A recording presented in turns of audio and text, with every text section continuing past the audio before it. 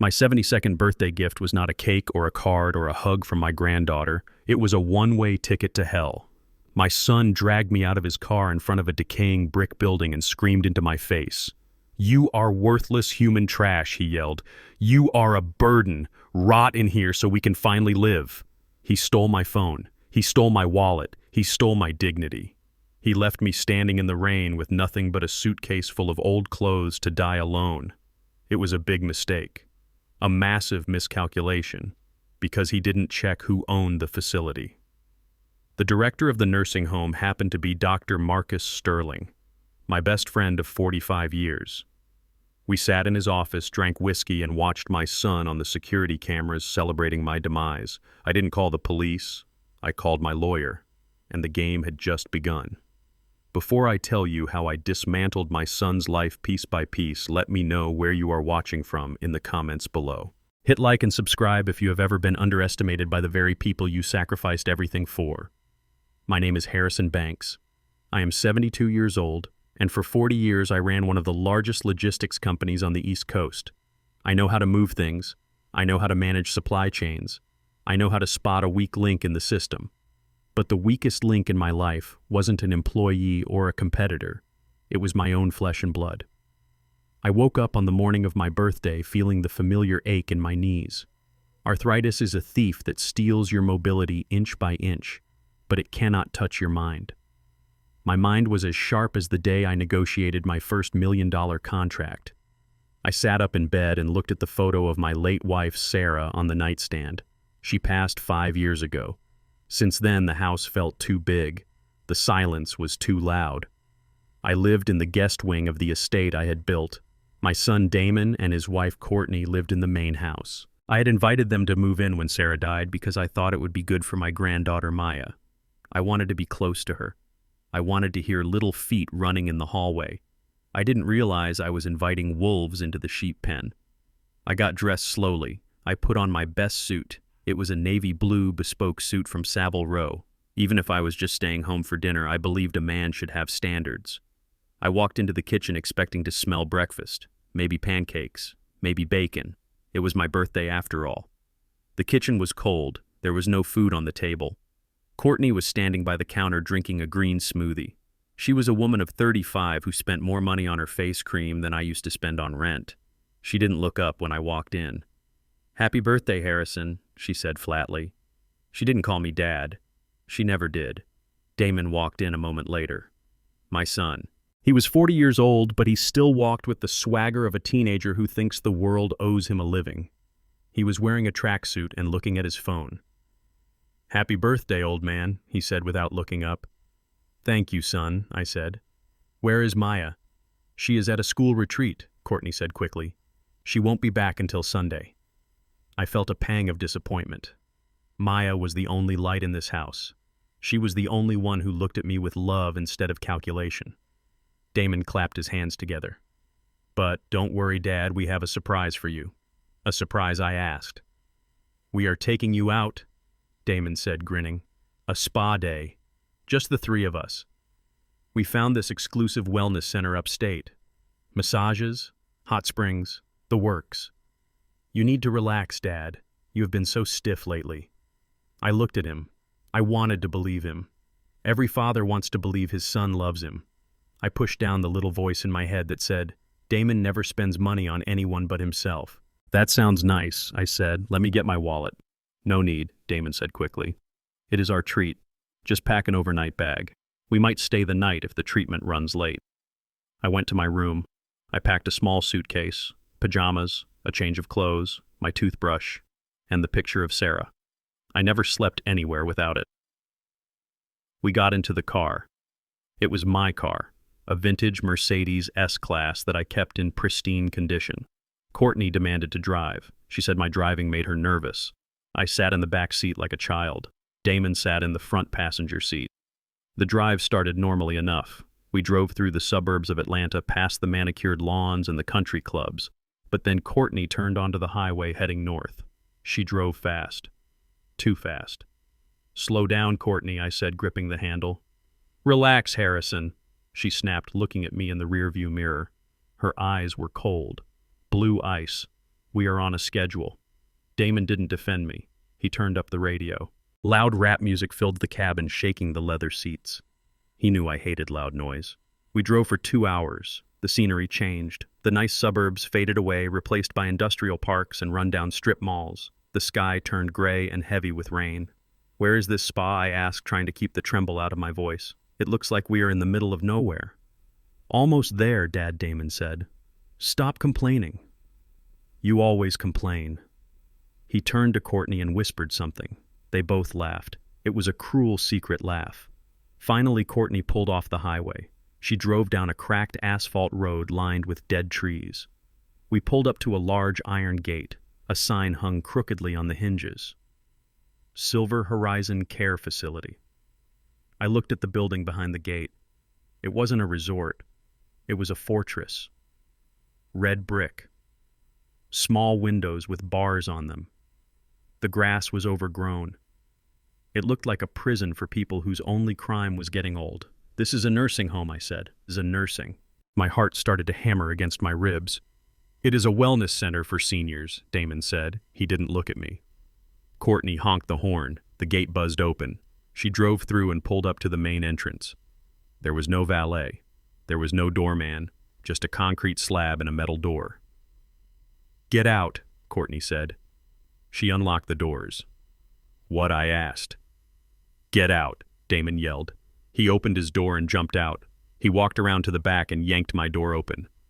"We are leaving you here, Dad." I stared at him. I couldn't process the words. It was like he was speaking a foreign language. Leaving me, I stammered. "But this is a home. I have a home. I built that house, Damon." "Not anymore," Damon said. He reached in and grabbed my arm. His grip was hard, painful. He dragged me out of the car. My legs buckled. I stumbled onto the wet pavement. "Damon, what are you doing?" I cried. He grabbed my suitcase from the trunk and threw it on the ground. It landed in a puddle of muddy water. "I am doing what I should have done 5 years ago," he screamed. His face was twisted into a mask of pure hatred. "I am getting rid of the dead weight." He loomed over me. He looked like a giant, and I felt very small. "You are a burden," he spat. "You wander around that house like a ghost. Courtney can't stand you. She says you smell like Old Spice and decay. We can't have parties. We can't have friends over, because the old man is always there watching, judging." "I judged you because you are lazy," I said, drawing myself up. "I judged you because you spend money you don't earn." "Shut up," Damon roared. He pushed me. I stumbled back against the brick wall. "You are worthless," he yelled. "You are human waste. You think you are some big-shot businessman? You are just a cripple now, and we are tired of taking care of you." He reached into my jacket pocket. "Hey!" I shouted. He ripped my wallet out. He ripped my phone out of my hand. "I'll take these," he said. "You won't need credit cards in here. They provide 3 meals a day. Gruel, probably." "Damon, please," I begged. My voice cracked. I looked at Courtney. She was sitting in the driver's seat applying lipstick in the mirror. She didn't even look at me. "Courtney," I said, "please." "Maya. What will you tell Maya?"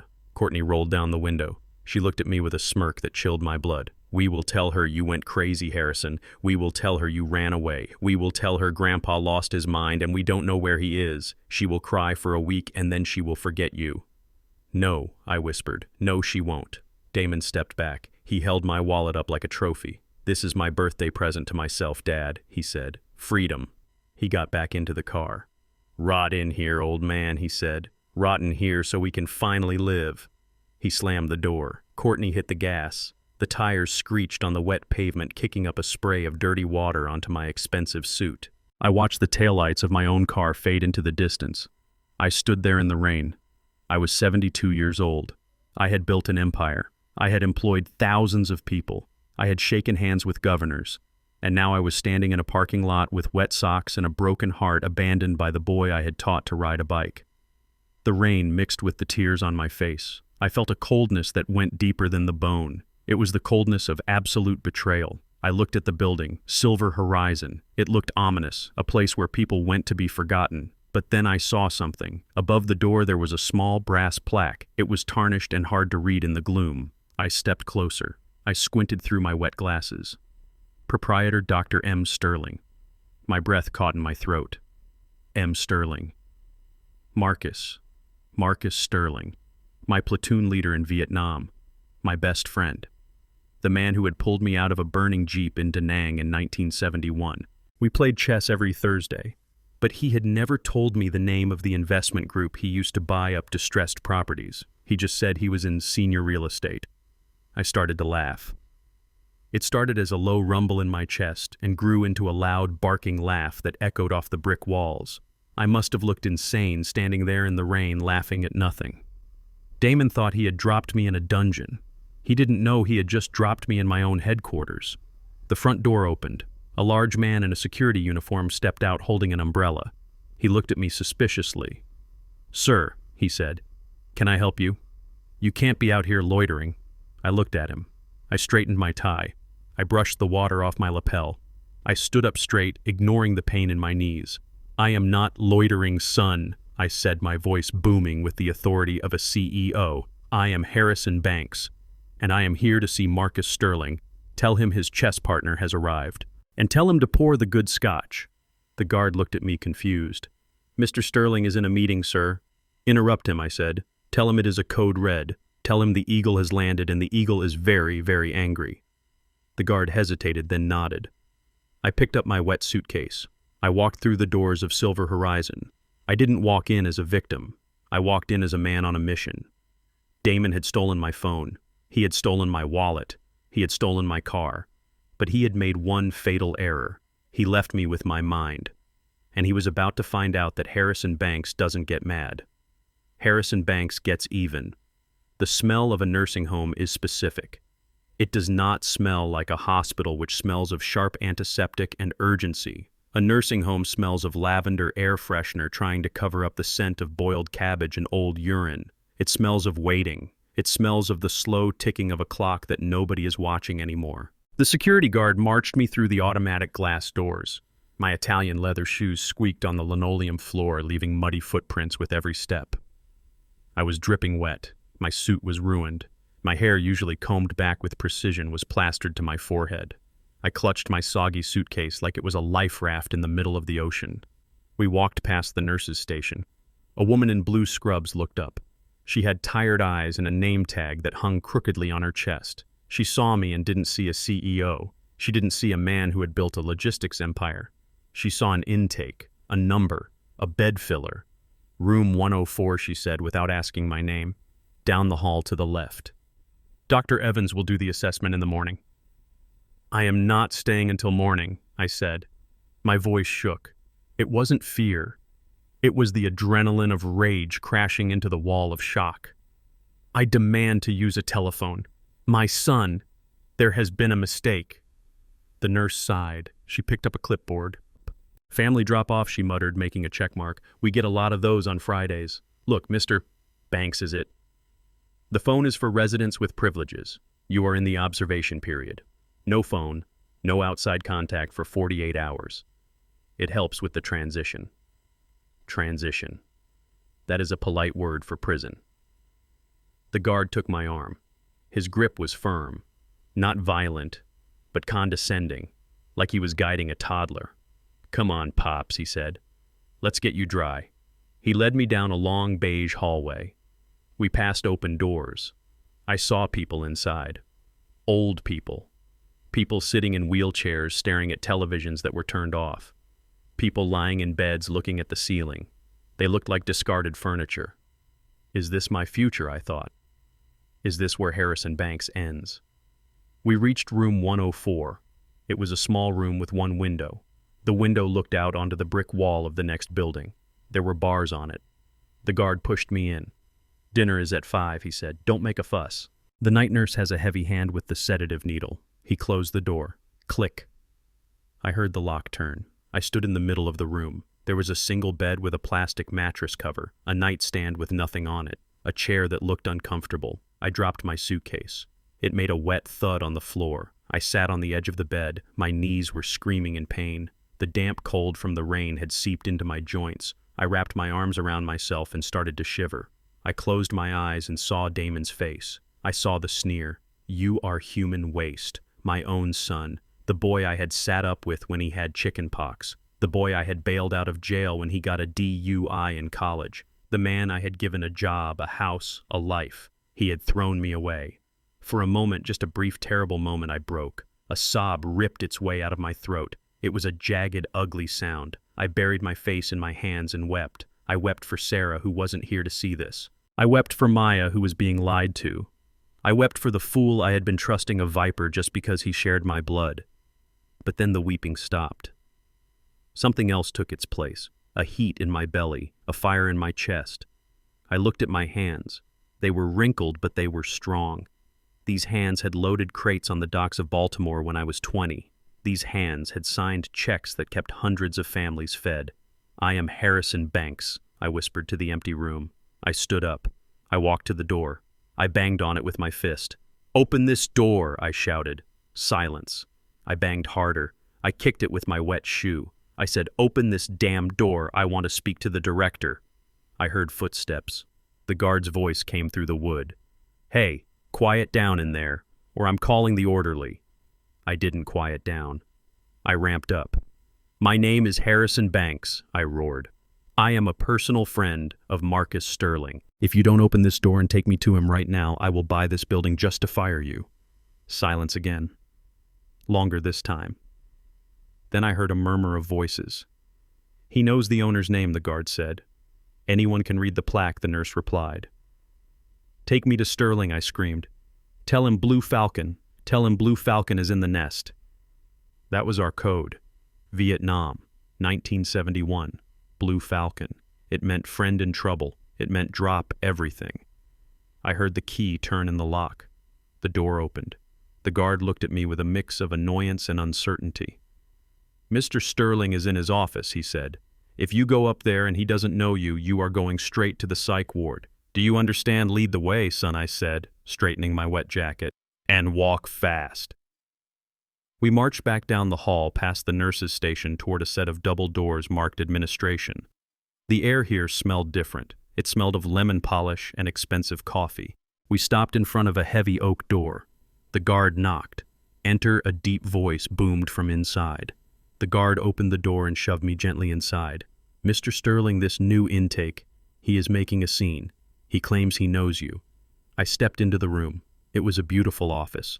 Mahogany desk, leather chairs, walls lined with books, and behind the desk, sitting with his back to the window, was a man I hadn't seen in 2 years. Marcus Sterling. He was bald now, and his beard was white as snow, but his shoulders were still as broad as a linebacker's. He was reading a file. He didn't look up immediately. "What is the patient's name?" he asked gruffly. "Harrison Banks," I said. Marcus froze. His hand holding the pen stopped in midair. He looked up slowly. He saw me. He saw the wetsuit. He saw the mud on my shoes. He saw the devastation in my eyes. "Harry," he whispered.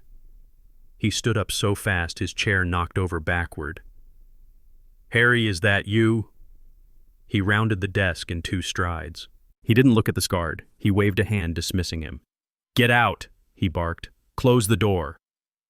The guard vanished. The door clicked shut. Marcus grabbed me by the shoulders. He looked me up and down. "My God, Harry," he said. "You look like you swam here. What happened? I thought you were living in that mansion with your boy. Why are you on the intake list?" I tried to speak, but my throat closed up. The shame washed over me again. "How do you tell your best friend that your own son threw you out like garbage?" Marcus pulled me into a hug. It was a bear hug, solid, real. I held on to him, and I let out a breath I felt like I had been holding for hours. "Damon," I choked out. Marcus pulled back. His eyes darkened. "What did he do, Harry?" "He brought me here," I said, my voice steadying. "It is my birthday, Marcus. He said we were going to a spa. He drove me to the gate. He threw my suitcase in a puddle. He took my wallet. He took my phone. I looked Marcus in the eye. He said I was trash. He said to rot in here so he could live." Marcus's face went purple. The veins in his neck bulged. He turned and slammed his fist onto the mahogany desk. "The son of a bitch!" he roared. "The ungrateful, parasitic little son of a bitch!" He grabbed the phone on his desk. "I am calling the police," he said. "I am calling the sheriff. Kidnapping, elder abuse, grand larceny. I will have him in cuffs within the hour. I will ruin him, Harry. He started to dial. Stop, I said. Marcus looked at me, the receiver halfway to his ear. What, Harry? He left you to die. Put the phone down, Marcus, I said. I walked over to the leather chair and sat down. I felt the exhaustion seeping into my bones, but my mind was racing. It was cold. It was calculating. If you call the police, what happens? I asked. He gets arrested. Maybe he does a few months. He claims it was a misunderstanding. He claims I am senile. He hires a lawyer with my money. I leaned forward. And even if he goes to jail, he still thinks he is right. He still thinks he is the victim. He still thinks the world owes him. Marcus slowly lowered the phone. So what do you want to do? He asked. Let him get away with it. No, I said. I want to teach him. I looked around the office. I saw the security monitors on the wall. I saw the computer systems. You own this place, Marcus, I asked. Lock, stock, and barrel, Marcus said. It is one of 12 facilities I own.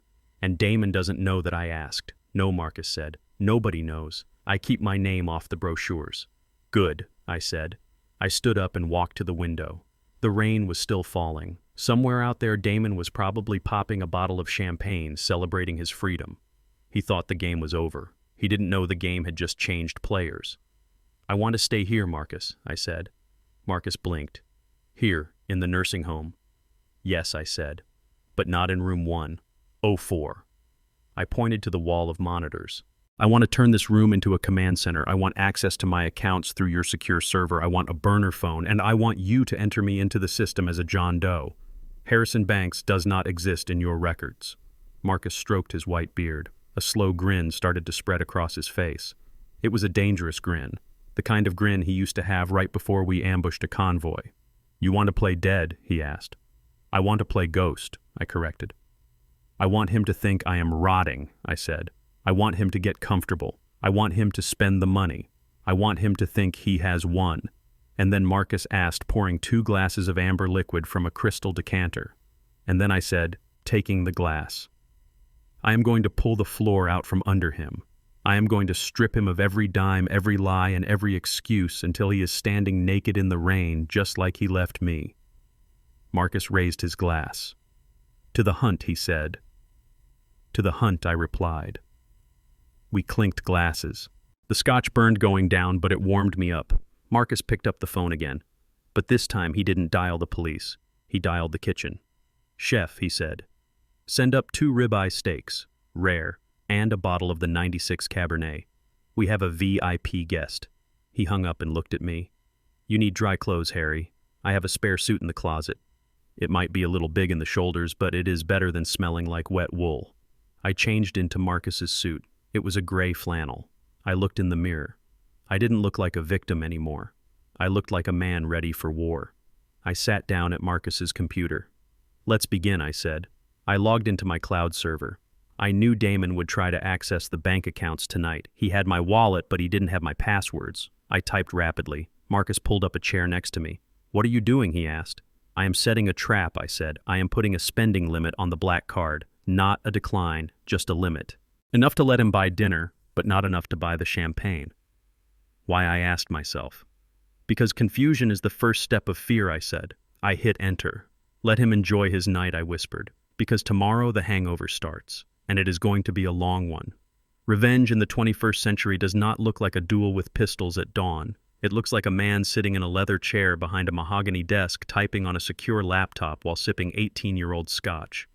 It is silent. It is digital.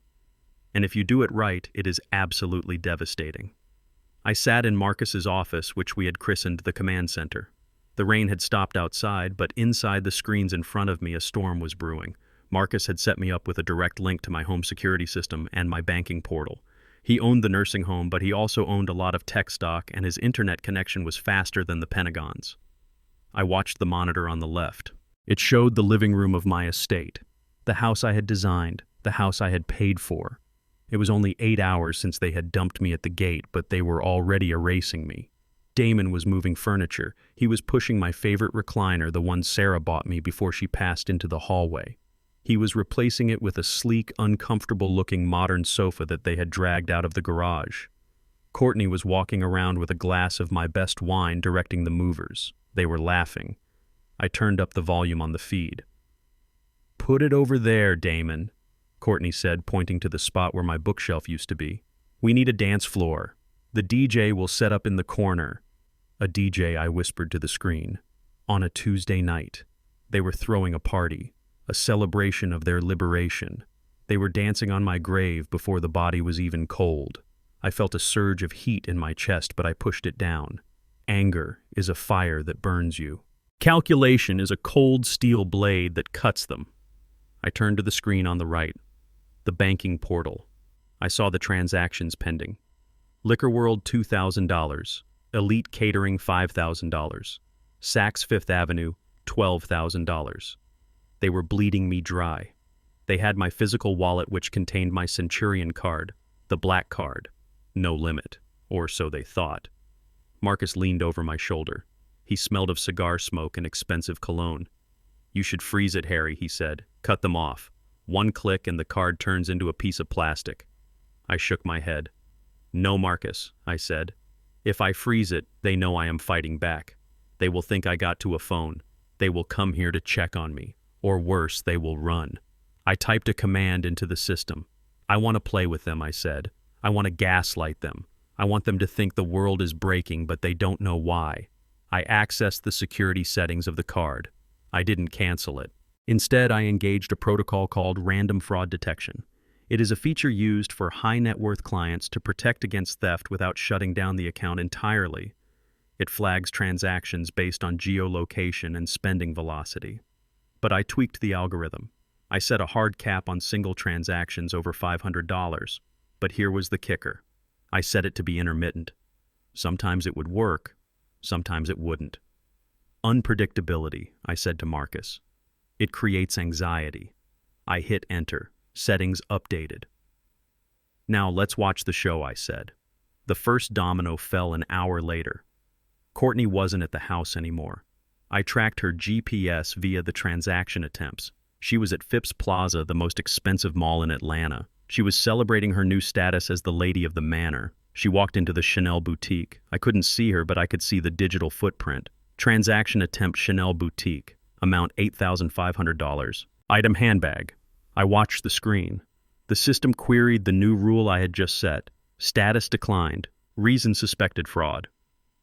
I imagined the scene. Courtney standing there in her designer heels holding a bag that cost more than a car. The sales associate, a polished young woman, scanning the card. The beep. The awkward silence. I am sorry, ma'am. The card was declined.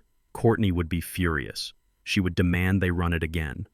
Transaction attempt 2 Chanel boutique. Amount $8,500. Status declined. Code 05. Do not honor. I smiled. 5 minutes later, my burner phone didn't ring, but the system alerted me to an incoming call on the customer service line. It was Damon. He was calling the bank's VIP concierge. I put on my headphones and tapped into the recorded line. I have been a diamond member of this bank for 30 years. I have access to the archives. I heard Damon's voice. He sounded stressed. Look, I am telling you, there is money in the account, Damon was shouting. My wife is at the store and she looks like an idiot. Fix it. The operator was calm. Sir, I see the attempts. The security system flagged them as unusual activity. We need to verify the account holder's identity to lift the hold. I am the account holder, Damon lied. I am Harrison Banks. Very good, Mr. Banks, the operator said. Please state your voice passphrase for biometric verification. I leaned back in my chair and took a sip of scotch. Voice verification. I had set it up 3 years ago when deepfake technology started getting good. My voice was my password. Damon stammered. The phrase, yes, sir, the operator said. The phrase you recorded when you opened the account. Damon didn't know the phrase. How could he? It was a line from a poem Sarah loved. Hope is the thing with feathers. I have a cold, Damon said, trying to lower his voice to sound like me. My throat is sore. Can't we do security questions?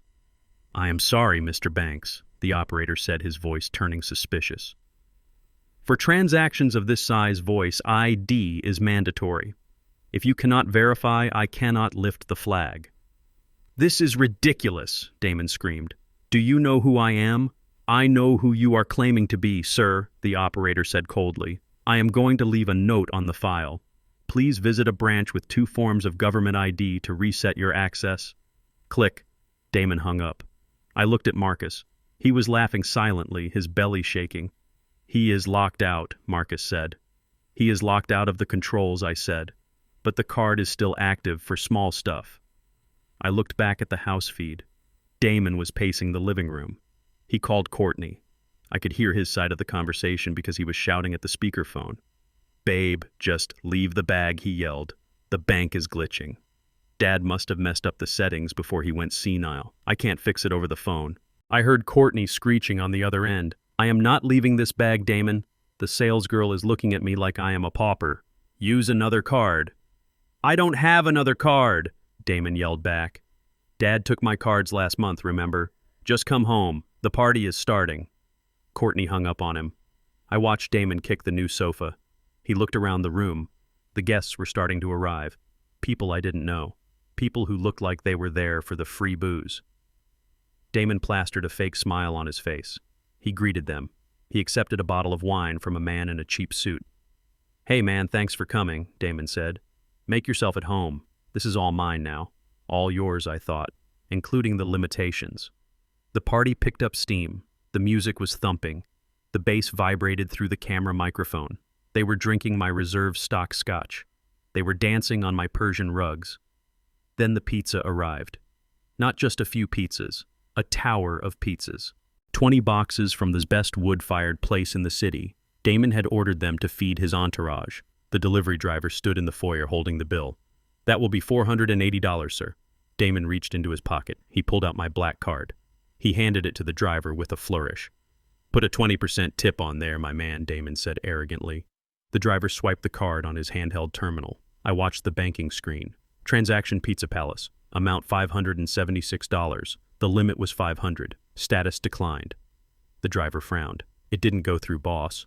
Damon laughed nervously. The guests were watching. A hush fell over the foyer. Try it again, Damon said. It is a Centurion card. It can buy a jet. The driver swiped again. Status declined. Nah, man, the driver said, shaking his head. It says limit exceeded. Damon started to sweat. I could see the sheen on his forehead in the high-definition feed. He looked around. Courtney walked in at that moment, empty-handed and furious. Babe, do you have cash? Damon whispered. Are you kidding me? Courtney snapped loud enough for everyone to hear. You have the wallet. Damon. Damon turned to his friends. Hey guys, he said, his voice cracking. Technical difficulties. Does anyone have some cash? I will Venmo you double tomorrow. Silence. These were fair-weather friends. Parasites. They didn't carry cash, and they certainly didn't lend it. Finally, the guy in the cheap suit sighed and pulled out a wad of 20s. I got you, Damon, he said, peeling off the bills. But this is embarrassing, man. I thought you were the king of the castle. I am, Damon insisted, grabbing the pizza boxes. Just a bank glitch. He shoved the pizza at the guests, trying to buy back their respect with pepperoni and cheese. But the mood had shifted. The air in the room had changed from celebration to skepticism. They were wondering why the millionaire son couldn't pay for dinner. I sat back in my chair. This was better than any spa day. Marcus poured me another splash of scotch. You are a cruel man, Harrison, he said admiringly. I am a teacher, Marcus, I said, taking the glass. And the first lesson is that money isn't magic. It is a tool, and if you don't know how to use the tool, it will cut your fingers off. I looked at the screen one last time. Courtney was arguing with Damon in the corner. She was pointing at her empty ring finger where the new bag should have been. Damon was drinking straight from the bottle, trying to drown his humiliation. They were miserable, and they were in my house. Sleep well, children, I whispered. I closed the laptop. Tomorrow I was going to turn up the heat. Tonight was just the appetizer. Tomorrow we serve the main course. And it is going to be very, very cold. You can freeze a bank account with a click of a button. You can lock a door with a digital command. You can watch a house through a camera lens from 10 miles away. I had done all of that. I had turned my son's life into a logistical nightmare in less than 24 hours. But there is one thing technology cannot do. It cannot hug your granddaughter. It cannot wipe a tear from her cheek. And it cannot tell you if the most important person in your world is safe. For 2 days, I had sat in Marcus's office watching Damon and Courtney destroy my home. I saw them drinking my wine. I saw them fighting over declined credit cards. But I hadn't seen Maya. Her room was dark on the monitors. Courtney had said she was on a school retreat, but my gut told me something was wrong. My gut is rarely wrong. It is what kept me alive in the jungle of Vietnam and the boardroom of Wall Street. I was pacing the floor of the command center when Marcus walked in. He wasn't wearing his suit. He was wearing a cardigan and holding a clipboard, looking every bit the part of the kindly nursing home director. "Stop pacing, Harry," he said. "You are going to wear a hole in my Persian rug." "Where is she, Marcus?" I asked, stopping by the window. "It is Friday. The retreat should be over. Why isn't she home?" Marcus sat down. He put the clipboard on the desk. "She is not home because she is here," he said. I froze. "Here?" I asked. "In the nursing home." Marcus smiled. I pulled some strings. Every month we host a volunteer program called Generations Connect. The local private schools send students over to read to the residents' play checkers, that sort of thing. It looks good on their college applications. He tapped the clipboard. St. Jude's Academy is on the roster for today, and Miss Maya Banks is on the bus that just pulled into the parking lot. I felt a surge of emotion so strong it almost knocked me over. Relief mixed with terror. I looked down at my clothes. I was wearing Marcus's spare suit. I looked presentable, but I was still an inmate in this asylum. "Does she know?" I asked. "No," Marcus said. "She thinks she is coming to volunteer. She thinks you are missing. Damon filed a police report yesterday claiming you wandered off in a fugue state." My blood ran cold. Wandered off. That was their story. "I need to see her," I said. "I set up the private activity room down the hall," Marcus said. "No cameras, no nurses. Just you and her. But Harry, be careful. She is a smart kid, but she is still a kid. If she blows your cover—" "She won't," I said, cutting him off. "She is a Banks. We are made of sterner stuff." I walked down the hallway. My heart was hammering against my ribs harder than it had when I was facing enemy fire. I wasn't afraid of dying. I was afraid of seeing the damage my son had inflicted on his own daughter. I opened the door to the activity room. It was a cheerful space, painted yellow with puzzles on the tables and sunlight streaming through the windows. She was standing by the bookshelf. Maya. She was 14, but she looked younger today. She was wearing her school uniform, a plaid skirt and a navy blazer, but her shoulders were slumped. Her hair, usually braided with precision, was messy. And when she turned around, I saw her eyes. They were red, swollen. She was holding a book, but she wasn't reading it. She was staring at nothing. "Maya," I whispered.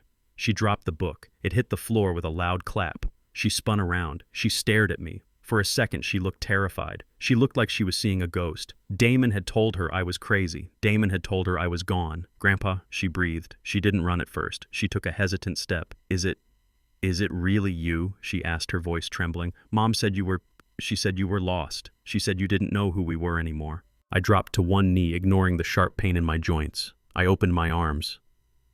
"I know exactly who you are," I said. "You are Maya Banks, my astronaut, my favorite person in the world." She broke. She ran across the room and slammed into me, burying her face in my shoulder. She sobbed. It wasn't the quiet crying of a child who skinned her knee. It was the deep, gut-wrenching sobbing of a child who has been carrying the weight of the world alone. I held her tight. I rocked her back and forth just like I used to when she was a baby. "I got you," I whispered. "I got you. Grandpa is here." We stayed like that for a long time. When she finally pulled back, she wiped her eyes with her sleeve. She looked at me, searching my face for signs of the madness her parents had warned her about. "You look normal," she whispered. "You don't look crazy." "I am not crazy, Maya," I said firmly. "I am angry. But I am perfectly sane." She sniffled and sat down on one of the small chairs. I pulled another chair close and held her hands. They were cold. "Tell me what happened," I said. "Tell me everything." Maya took a deep breath. She looked down at her lap. "They came to get me from the retreat early," she said. "Dad was driving your car. He was driving really fast. He was happy, Grandpa. That was the scary part. He was singing." "Singing," I repeated. My stomach churned. "Yeah," she said. "He told me that you had an episode. He said you got violent and confused and you ran away into the woods. He said the police were looking for you, but what?" I asked. "But he winked at Mom," she whispered. "When he said it, he winked. And Mom laughed. She said, "Finally, we have some space."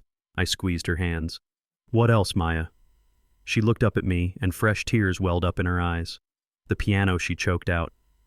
My heart stopped. The Steinway. It wasn't just a piano, it was Sarah's piano. My wife had taught Maya to play on those ivory keys. It was the soul of our home. "What about the piano?" I asked, my voice low and dangerous. "They sold it," she sobbed. "Yesterday, a man came with a truck. Dad said it was taking up too much room. He said nobody plays it anyway. I screamed at him, Grandpa. I told him Grandma plays it in heaven. I told him I play it. And what did he do? He told me to shut up," she said. He said, dead people don't need furniture, and you need to learn that money is more important than sentimental garbage." I closed my eyes.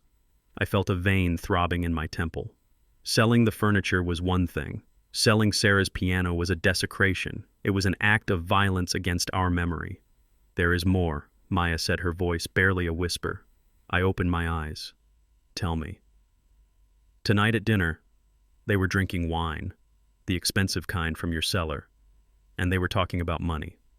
Dad said he couldn't get the credit card to work, but it didn't matter because he was going to sell the land in Florida next week. And then Mom looked at me." Maya shivered. She said, "Maya, we have some exciting news. We are going on a trip." "A trip?" I asked. "To the Maldives," she said, "for a whole month. Just the three of us.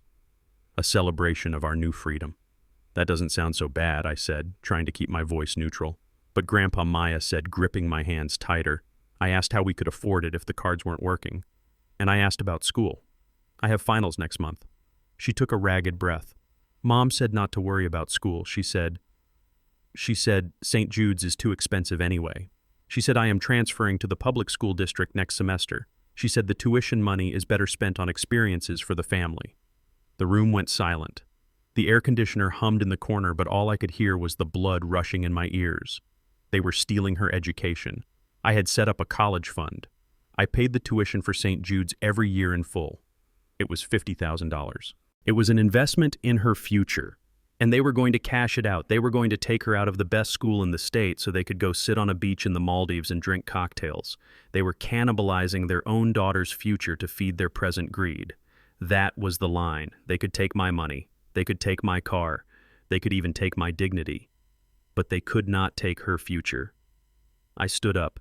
I walked to the window and looked out at the parking lot. I saw the yellow school bus waiting. I felt a cold clarity wash over me. The time for games was over. This wasn't just about teaching a lesson anymore. This was a rescue mission. I turned back to Maya. "Maya, listen to me," I said. She looked up. She saw the change in my face. She didn't see a frail old man. She saw the CEO. She saw the grandfather who chased away the monsters under the bed. "I am not crazy," I said, my voice steady as steel. I didn't run away. "Your father and mother brought me here. They dumped me at the gate and stole my wallet. They left me here because they want my money."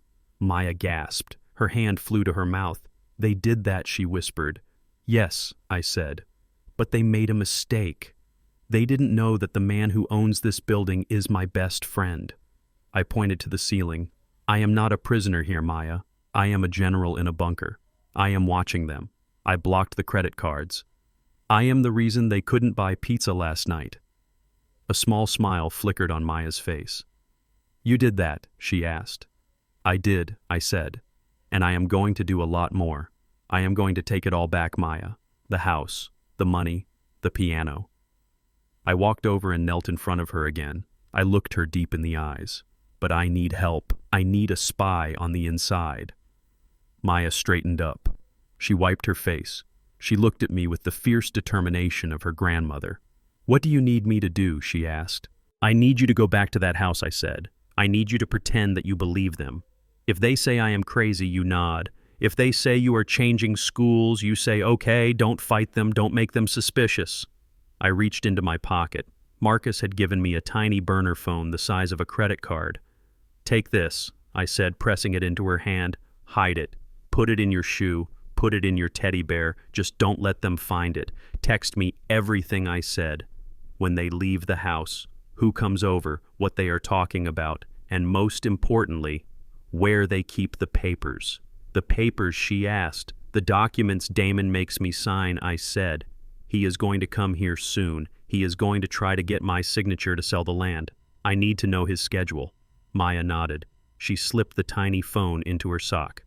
"I can do that," she said. "I am sorry you have to go through this, baby girl," I said, stroking her hair. "Adults are supposed to protect children, not use them." "It is okay, Grandpa," she said. Her voice was stronger now. "I am not scared anymore, because I know you are here." The door opened. Marcus poked his head in. "Time is up, Harry," he said softly. "The bus is leaving in 5 minutes." I stood up. I pulled Maya into one last hug. "Go back there and be a soldier," I whispered. "This war won't last long. I promise. I promise." Maya pulled away. She smoothed her skirt. She fixed her hair. She took a deep breath and put on a mask of indifference. She looked 10 years older than she had 10 minutes ago. "Bye, Grandpa," she said. She walked out the door. She didn't look back. I watched her go. I turned to Marcus. "Did you hear that?" I asked. I heard Marcus said. His face was grim. "The piano, the school. They are monsters, Harry. They are not monsters," I said, walking back to the desk. "Monsters are scary. Monsters have power." I sat down at the computer. I opened a new file. "They are just parasites," I said. "And you don't fight parasites, you starve them." I looked at the screen. I pulled up the account for St. Jude's Academy. I saw the tuition refund request pending. It had been submitted this morning by Courtney Banks. I hit the deny button on the administrator portal. Then I flagged the account. "Do not process any changes without in-person biometric verification from Harrison Banks." "Not today, Courtney," I whispered. I looked at the picture of Sarah on the desk. "I am going to get your piano back, Sarah," I said to the photo. "And then I am going to play a requiem for our son's lifestyle." Marcus poured the scotch. "To Maya," he said. "To the spy on the inside," I replied. The real war had just begun, and now I had an army. Greed is a drug. I have seen it destroy better men than my son. I have seen it turn brilliant CEOs into gambling addicts and honest accountants into embezzlers. But the thing about greed is that it makes you blind.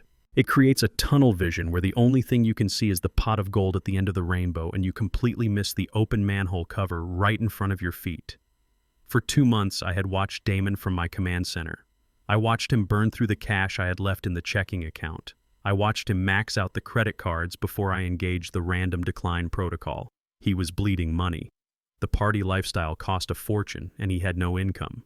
Courtney was nagging him daily about the trip to the Maldives and the new car she wanted since the Porsche was repossessed. Desperation was setting in, and desperate men look for shortcuts. I saw it on his laptop screen via the spyware Marcus had installed. Damon wasn't looking for a job.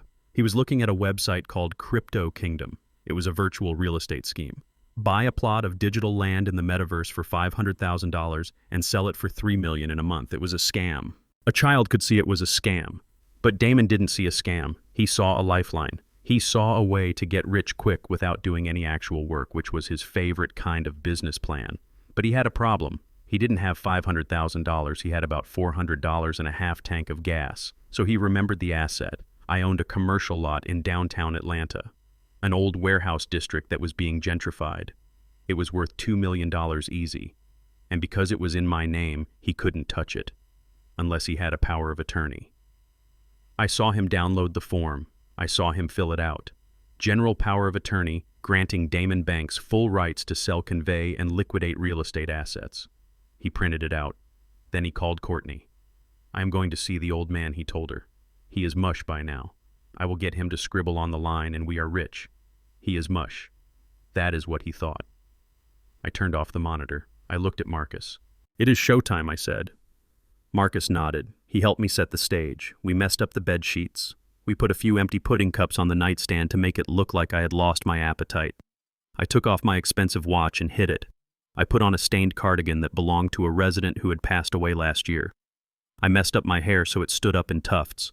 I sat in the wheelchair by the window. I practiced the tremor. I had studied Parkinson's patients in the facility. I knew how to make my hands shake with a rhythmic, uncontrollable rattle. "I am ready," I whispered. Damon arrived 20 minutes later. I didn't turn around when the door opened. I stared out the window at the brick wall, muttering to myself. Dad Damon said, I waited a beat. I turned the wheelchair slowly. I looked at him. He looked terrible. He was wearing a suit, but it was wrinkled. He looked like he hadn't slept. He was holding a plastic bouquet of flowers wrapped in cellophane, the kind you buy at a gas station for $5. They were already wilting. "Who are you?" I asked, making my voice thin and reedy. "It is me," Dad Damon said, forcing a smile. "It is Damon, your son." "Damon?" I repeated, rolling the word around in my mouth like a marble.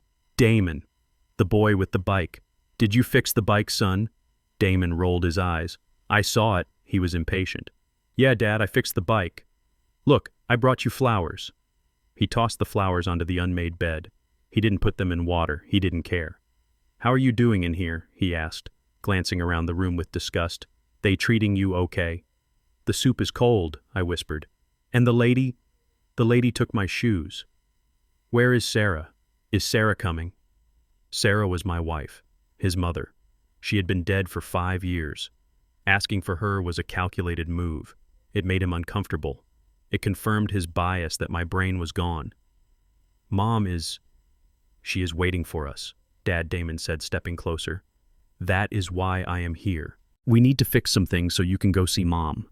He pulled a folded paper out of his jacket pocket. "What is that?" I asked, shrinking back into the chair. "It is just a permission slip," Dad Damon said. His voice took on that condescending tone people use with children. The city is fining us. Because of the old warehouse, they say it is a hazard. We need to sell it to pay the fines, or they are going to come and take you to jail." He used fear. He tried to scare a confused old man. It was despicable. "Jail," I whimpered, clutching my cardigan. "I don't want to go to jail. I am a good boy." "I know, Dad. I know," Damon said soothingly. "But if you sign this, I can fix it. I can sell the bad building and pay the bad men, and you will be safe." He uncapped a pen, an expensive Mont Blanc pen that he had stolen from my desk. "Here," he said, shoving the paper onto the tray table of the wheelchair. "Just sign right here at the bottom." He pointed to the line. I looked at the paper. It was a standard power of attorney. If I signed this legally, he could sell everything I owned. He could empty my accounts. He could leave me destitute for real. My hand started to shake. The tremor was violent. "I can't," I whispered. "My hand, it won't stop." "Just hold it steady," Damon snapped, losing his patience. "Come on, Dad. Focus." He grabbed my wrist. He forced my hand down to the paper. His grip was tight. He was hurting me. "Sign it," he hissed. I put the tip of the pen to the paper. I looked at him one last time. I looked into his eyes, searching for a shred of hesitation, a shred of guilt. There was nothing. Only the reflection of dollar signs. "Okay, son," I whispered. "I will sign." I moved the pen. Harrison Banks. That is my name. My signature is known in banks all over the world. It is a sweeping, elegant script with a sharp underline. But today, I didn't write Harrison Banks. I let the pen slide and jerk. I wrote a jagged, illegible scrawl. Harrison Banks. I missed the I. I missed the A. And the style was completely wrong. It looked like the scratching of a chicken. But more importantly, it looked nothing like the signature card on file with the county clerk. And I knew something Damon didn't know. The county clerk was a woman named Mrs. Higgins. She had been processing my real estate deals for 30 years. She was a stickler for details. If a T wasn't crossed, she rejected the document. I finished the scribble. There, I wheezed, dropping the pen. "Is that okay?" Damon snatched the paper up. He didn't even look at the signature. He just saw ink on the line. He folded it and shoved it back into his pocket like it was a winning lottery ticket. "Perfect, Dad," he said. "You did good." He backed away toward the door. He couldn't get out of there fast enough. "Are you staying?" I asked. "Can we play checkers?" "I can't, Dad," Damon said, checking his watch. "I have business. Big business. I am going to make us rich." He was already rich. He just didn't know how to keep it. He opened the door. "Bye, Dad," he said. "Try not to drool on yourself." He walked out. I listened to his footsteps fading down the hall. I heard him whistling. He was happy. He thought he had just secured $500,000. I sat there for a moment. Then I stopped shaking. I sat up straight. I smoothed my hair. I picked up the wilting flowers and threw them in the trash can. I stood up and walked to the door. I locked it.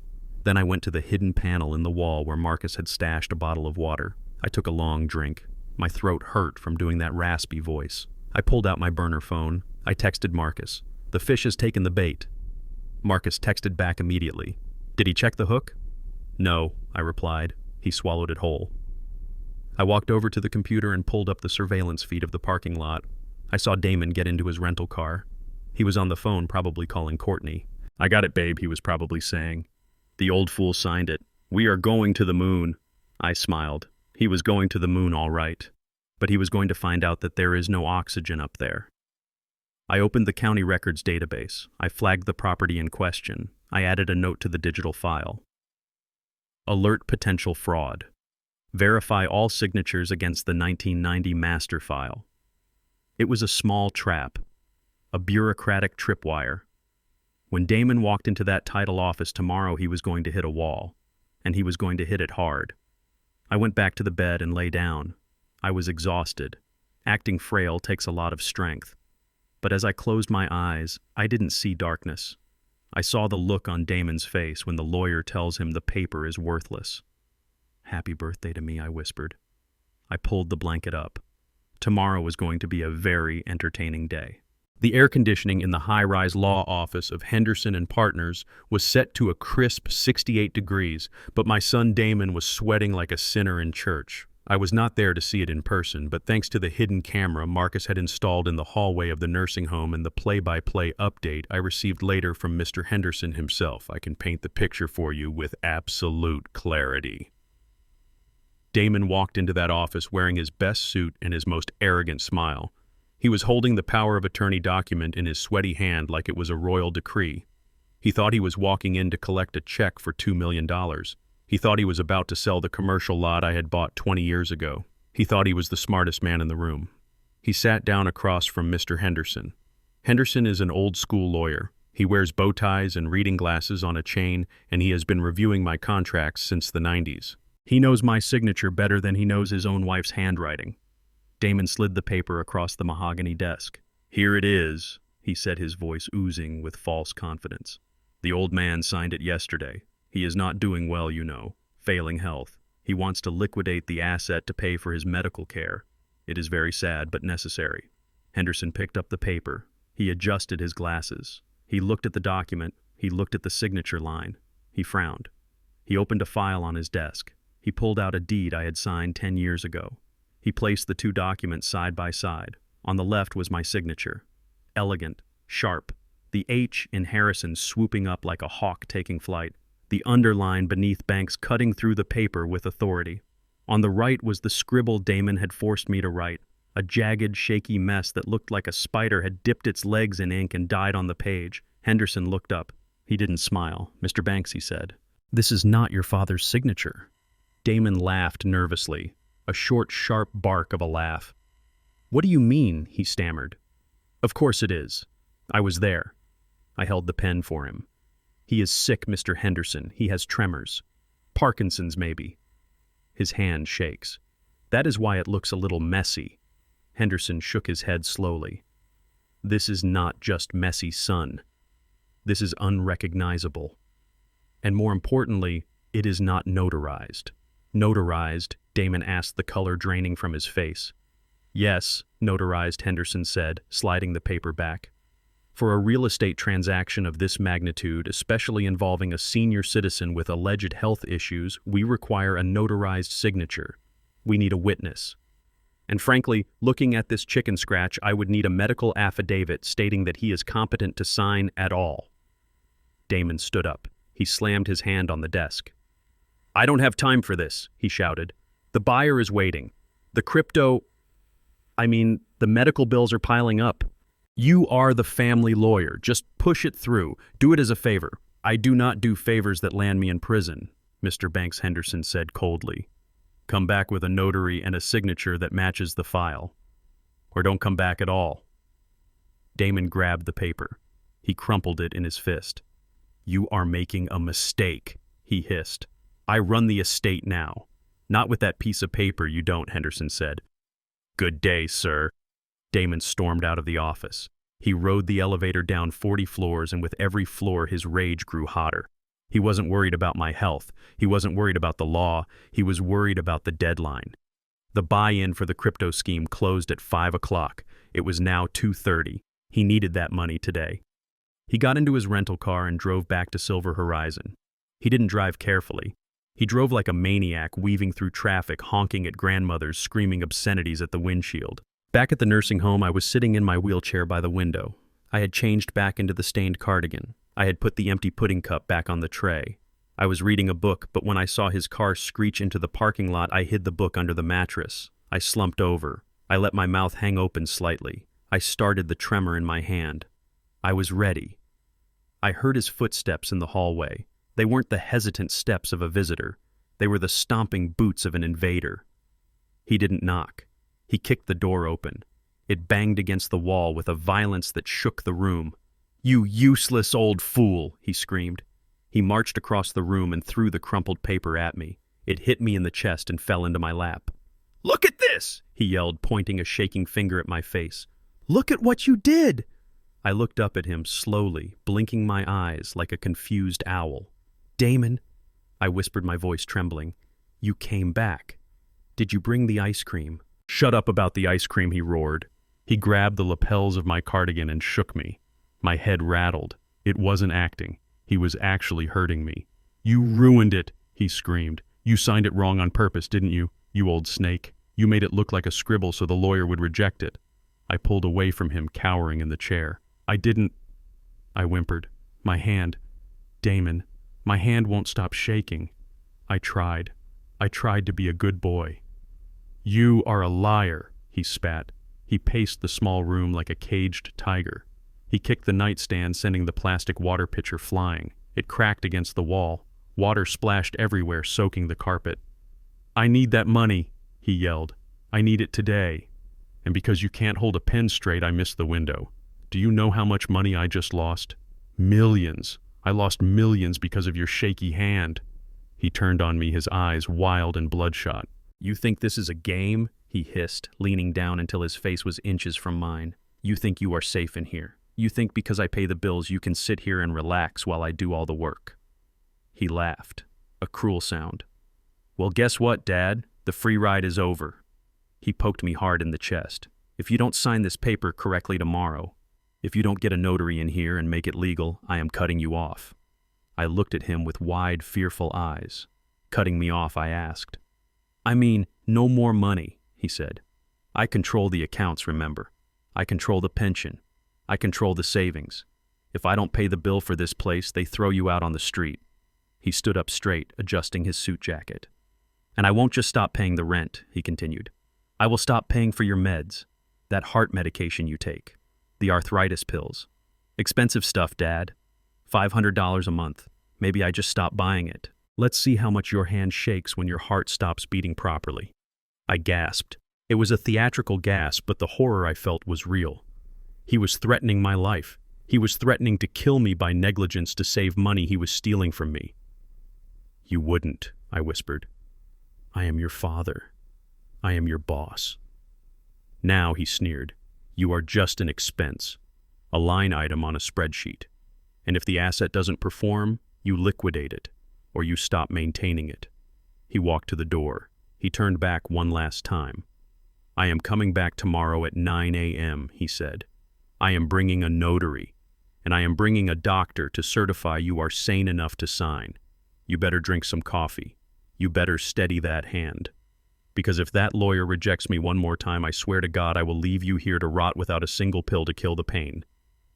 Do you understand me?" he screamed. I nodded slowly, clutching the crumpled paper to my chest. "Yes, son," I whispered. "I understand." "Good," he said. He slammed the door shut. I sat there in the silence. My heart was pounding, not from fear, but from a cold, calculated fury. I listened to his footsteps fade away. I listened to the sound of his car engine roaring to life and speeding away. Then I stopped shaking. I sat up straight. I brushed the imaginary dust off my cardigan. I looked at the water dripping down the wall where the pitcher had smashed. "You threatened to kill me, Damon," I said to the empty room. You threatened to withhold medical care from a dependent adult. That is a felony. In the state of Georgia, that is aggravated elder abuse. Mandatory minimum sentence is 5 years. The closet door opened. Marcus stepped out. He was holding a small digital recorder. The red light was still blinking. He looked pale. Even Marcus, who had seen war, who had seen the worst of humanity, looked shaken. "I got it," he said quietly. Every word. The threat about the meds, the threat about the eviction. It is all here, Harry, clear as a bell.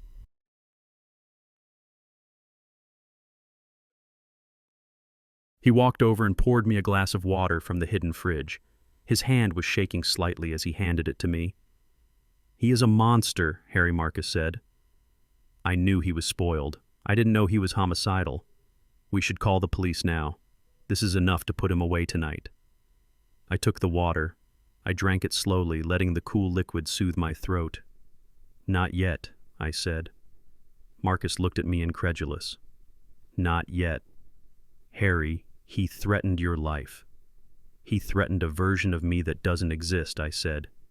"He threatened a helpless old man, but that man isn't here." I stood up and walked to the window, looking out at the gray sky. "He is desperate, Marcus," I said. "He is cornered. Today he hit a wall. Tomorrow he brings a notary. That means he is doubling down." I turned back to Marcus.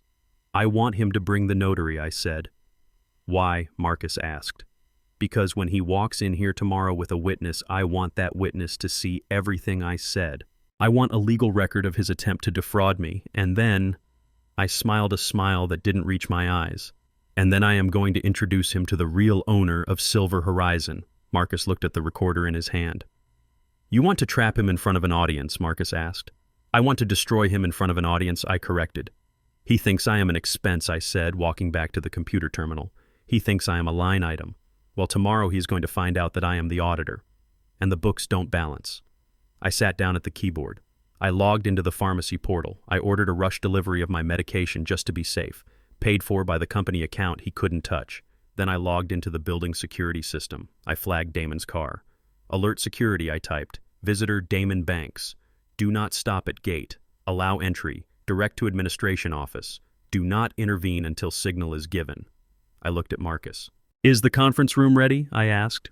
"It is ready," Marcus said. "Cameras are rolling." "Good," I said. I looked down at the crumpled power of attorney form still in my hand. I smoothed it out on the desk.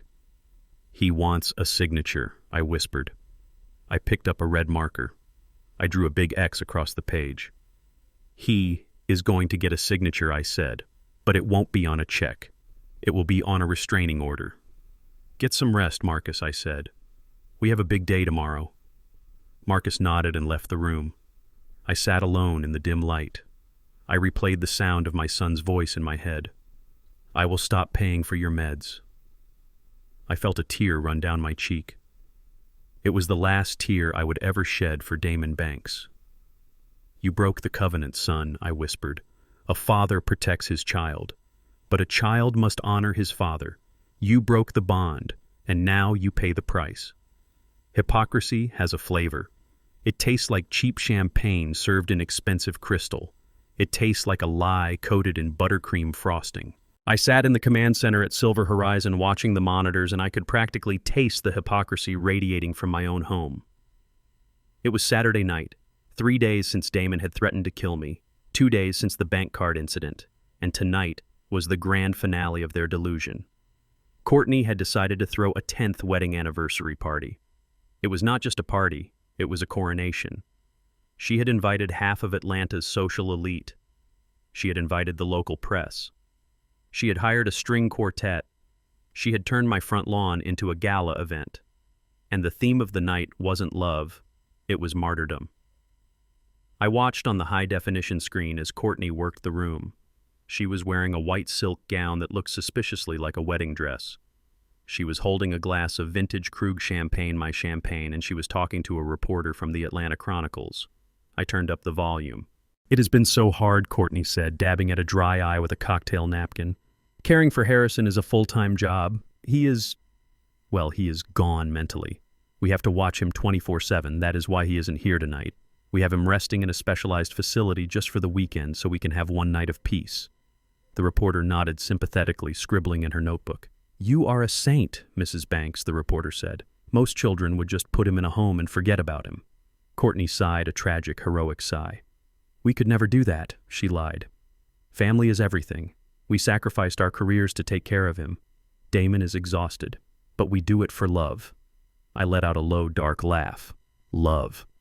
She did it for the house, she did it for the status, and she did it for the car, parked right in the center of the circular driveway. It was a Porsche 911 GT3 RS, bright green. It cost $250,000. Damon had bought it 4 days ago using a wire transfer from my private pension fund. He had forged the authorization before I locked the accounts. It was the last big purchase he managed to sneak through. He had parked it right by the front door under a spotlight. He wanted everyone to see it. He wanted them to know he had arrived. Damon was standing next to the car holding court. He was telling a group of men about his investment strategies. Crypto, he was saying, swirling his scotch. It is the future. I cashed out some old boring stocks my dad was sitting on and moved it into the future. That is how I bought this beauty. Cash. I looked at Marcus, who was sitting next to me eating a sandwich. "Is the team in position?" I asked. Marcus swallowed and nodded. "They are waiting at the end of the service road. Just give the signal, Harry." I looked back at the screen. "Not yet," I said. "Let them make the toast. Let them climb all the way to the top of the ladder before we kick it over." The party was in full swing. The string quartet was playing Vivaldi. Waiters were passing around trays of caviar. It was a disgusting display of wealth built on the back of a crime. Then Courtney clinked her spoon against her glass. Ting, ting, ting. The crowd quieted down. "Damon, come here, baby," Courtney called out. Damon walked up the steps to the porch. He put his arm around her. They looked like the perfect couple, the king and queen of lies. Courtney raised her glass. 10 years, she said, beaming at the crowd. 10 years of love. 10 years of building a life together. And now finally we are stepping into our true potential. She looked at the Porsche. "This year has been hard," she said. "Dealing with Harrison's decline has been tragic, but it has brought us closer, and it has blessed us with the resources to finally live the life we deserve. To Damon, my rock, my provider." To Damon, the crowd echoed, raising their glasses. Damon smiled. He puffed out his chest. He looked at the car. He looked at the house. He looked like a man who thought he had gotten away with murder. "Now," I said. Marcus pressed a button on his phone. "Send them in." At first, nobody noticed. The music was playing. The laughter was loud. Then the sound cut through the night air. It was the beep, beep, beep of a heavy truck backing up. The guests turned around. A massive flatbed tow truck emblazoned with the logo Asset Recovery Solutions was backing up my driveway. It wasn't being subtle. It was crushing the manicured azaleas Courtney loved. It was blocking the exit. The flashing yellow lights of the truck washed over the party, turning the elegant white dress into a sickly shade of amber. Damon froze. His smile dropped. "What is that?" he shouted. "Who is that?" "Hey, you can't park there." 2 men jumped out of the truck. They weren't valets. They were big men wearing tactical vests and carrying clipboards. One of them walked straight up the driveway, ignoring the guests, ignoring the waiters. He walked right up to the Porsche. Damon ran down the steps. "Hey, get away from the car," Damon yelled. "This is a private party. Get that truck out of here." The repo man didn't stop. He looked at the VIN number on the dashboard of the Porsche. He checked his clipboard. "VIN ending in 498, he said loudly. "This is the vehicle." He waved to the truck driver. "Hook it up," he yelled. Damon lunged at the man. "Are you deaf?" Damon screamed. "I said get away. I own this car. I bought it cash 3 days ago." The repo man turned to face him. He didn't look intimidated. He looked bored. "Are you Damon Banks?" he asked. "Yes, I am. Damon Banks," Damon shouted. "And I am going to sue you for trespassing." The repo man handed him a piece of paper. It was red. "Mr. Banks, I am an agent of the State Financial Crimes Division acting on a seizure warrant. This vehicle was purchased with funds flagged as stolen from the Harrison Banks Pension Trust." The music stopped. The string quartet lowered their bows. The guests went silent. The reporter from the Atlanta Chronicle stepped closer, holding her recording device high in the air. Stolen. Damon stammered. His face went pale. No, that is my father's money. I have power of attorney. The repo man shook his head. The bank flagged the transfer as fraudulent, sir. The account holder, Harrison Banks, has declared that he did not authorize this purchase. This is now evidence in an active investigation into wire fraud and elder financial abuse. The words hung in the air like smoke. Wire fraud, elder abuse. Courtney ran down the steps. She grabbed Damon's arm. Tell him, Damon, she hissed, her voice shrill with panic. Tell him it is a mistake. Show him the papers. I don't have the papers on me, Damon whispered. The repo man signaled the driver again. Take it away. The driver lowered the lift. He hooked chains to the axle of the pristine green Porsche. The metal clanking against metal sounded like gunshots in the quiet night. The winch whined. The car lifted into the air. The tires spun helplessly. My car, Damon cried, reaching out as if he could grab it. That is my car. Sir, step back or I will have you detained for obstruction, the repo man warned. Damon stepped back. He looked around. The guests were staring. These were the people he had tried to impress, the people he had lied to. They weren't toasting him anymore. They were whispering. Did he say stolen elder abuse? I thought he said he made money in crypto. The reporter stepped forward. She thrust her microphone into Courtney's face. Mrs. Banks, you just said you were sacrificing everything to care for Harrison. Did you use his pension fund to buy a sports car? Courtney recoiled like she had been slapped. No comment, she shrieked. Get that camera away from me. This is a misunderstanding. My husband handles the finances. She threw Damon under the bus in less than a second. The truck engine roared. The Porsche secured on the flatbed began to move. It rolled down the driveway past the shocked guests, past the fountain, past the gate. Damon stood alone on the gravel. The spotlight that had been illuminating the car was now shining on nothing but empty pavement and a puddle of oil. He looked small. He looked pathetic. The guests started to leave. It wasn't a slow exit. It was an evacuation. Nobody wanted to be associated with a crime scene. I think we should go. Yeah, this is awkward. I knew they were fakes. I watched from the command center. I watched the cars line up to leave. I watched the reporter interviewing a guest by the gate. I watched Courtney turn on Damon. She started hitting his chest with her fists. You idiot, she screamed, her voice carrying clearly over the security feed. You said it was clean. You said the old man was too senile to notice. Shut up, Courtney, Damon hissed, looking around at the departing guests. Not here. You humiliated me, she yelled, in front of the press, in front of everyone. They took the Porsche, Damon. They took my status symbol. It is a mistake, Damon pleaded. I will fix it. I will go to the bank on Monday. You can't fix this, Courtney spat. She turned and ran back into the house, slamming the heavy front door. Damon stood there. The party was over. The lawn was littered with abandoned champagne glasses and half-eaten caviar. The string quartet was packing up their instruments, shaking their heads. Damon looked at the spot where the car had been. He looked at his hands. He looked up at the sky. Why, he whispered. Why is this happening? I took a sip of my scotch. Because you stole it, son, I said to the screen. Because you didn't earn it. Marcus turned to me. That was brutal, Harry, he said. The reporter got everything. It will be on the morning news. Good, I said. But the fraud investigation, Marcus asked. Won't that blow your cover? No, I said.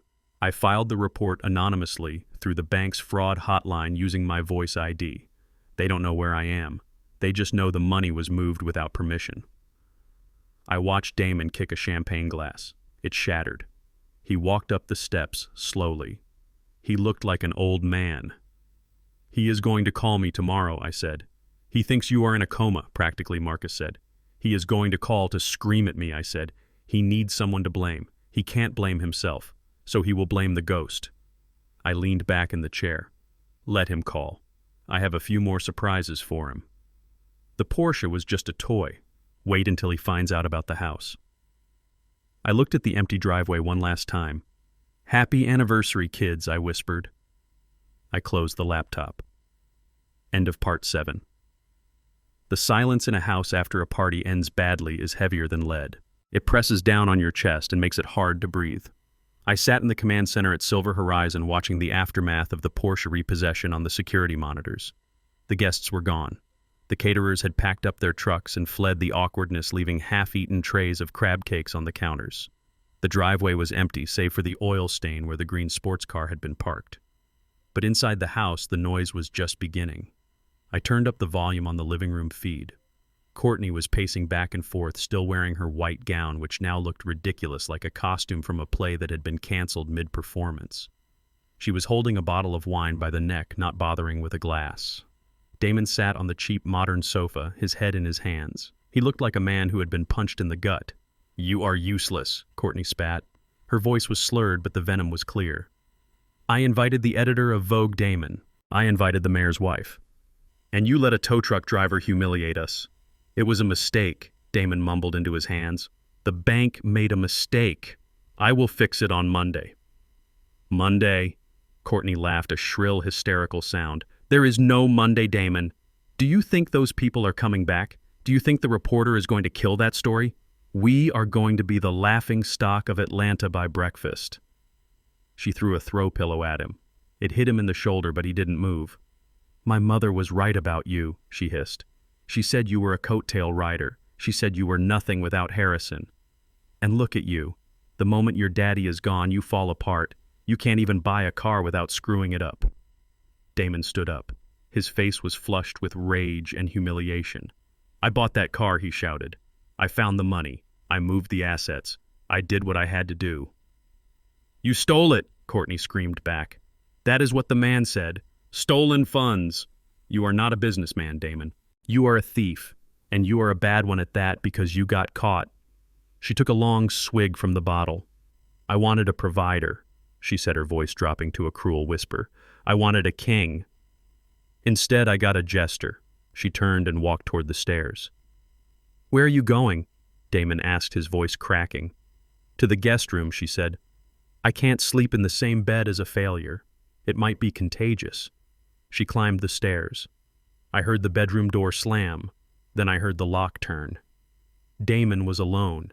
He stood in the middle of the living room, the room I had designed, the room where I had raised him.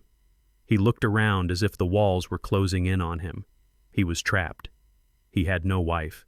He had no car. He had no access to the bank, and he had a crushing sense of inadequacy that was eating him alive. He walked over to my liquor cabinet. He bypassed the wine. He reached for the heavy crystal decanter of bourbon. My bourbon. Pappy Van Winkle, 23 years old. A bottle I saved for special occasions. He didn't pour a glass. He drank straight from the decanter. Amber liquid spilled down his chin onto his ruined shirt. He wiped it away with the back of his hand. He paced the room. He was muttering to himself. "It is the old man," he whispered. "It has to be. The fraud alert. The signature. He is doing this." He stopped. He looked at the phone on the side table, the landline. He grabbed it. I watched him dial. I knew the number he was punching in. It was the number for Silver Horizon. In the command center, the red phone on Marcus's desk began to ring. It was a shrill sound in the quiet office. Marcus looked up from his book. He looked at the clock. It was past midnight. "He is calling Harry," Marcus said. "Do you want me to answer?" "No," I said. I wheeled my chair over to the desk. I stared at the phone. "Let it ring," I said. Let him sweat. Ring, ring, ring. On the monitor, I saw Damon getting angrier. He was slamming his hand against the wall with every ring. "Pick up!" he screamed at the empty room. "Pick up, you useless nurse!" Finally, on the 10th ring, I reached out. I picked up the receiver. I didn't say anything. I just held it to my ear and breathed. "Hello," Damon shouted. "Who is this? Put my father on. Put Harrison Banks on the phone right now." I stayed silent. I let the silence stretch out over the line, a void waiting to be filled. "I know you are there," Dad, Damon hissed. His voice was thick with alcohol and hate. "I know you can hear me. You think you are funny, don't you? You think you are clever." He took another drink. I could hear the gulping sound. "You flagged the car," he said. "Somehow you flagged the car. You acted like a vegetable yesterday, but you are still pulling strings. Well, guess what? It doesn't matter." He started to laugh. It was a broken, ugly sound. "I am going to sell the house," he said. "I am going to sell it all. The land, the jewelry, Mom's pearls, everything. I am going to burn your legacy to the ground just to keep warm." and you are going to rot in that cell while I do it." He paused, breathing heavily. "Say something," he screamed. "Say something, you old coward." I looked at the computer screen. I had a file ready. It wasn't my voice. Speaking would break the illusion. Speaking would give him a target. I needed to give him a mirror. I clicked on the audio file I had extracted from the home security system 3 days ago. It was recorded in the living room the day the movers came to take the piano. I held the phone up to the computer speaker. I pressed play. A child's voice filled the line, high and terrified. "Daddy, please, no. It was Maya. That is Grandma's piano." Maya's voice sobbed on the recording. "You promised I could keep it. Grandpa gave it to me. Please, Daddy, don't let them take it." Then Damon's voice from the recording, cold and dismissive.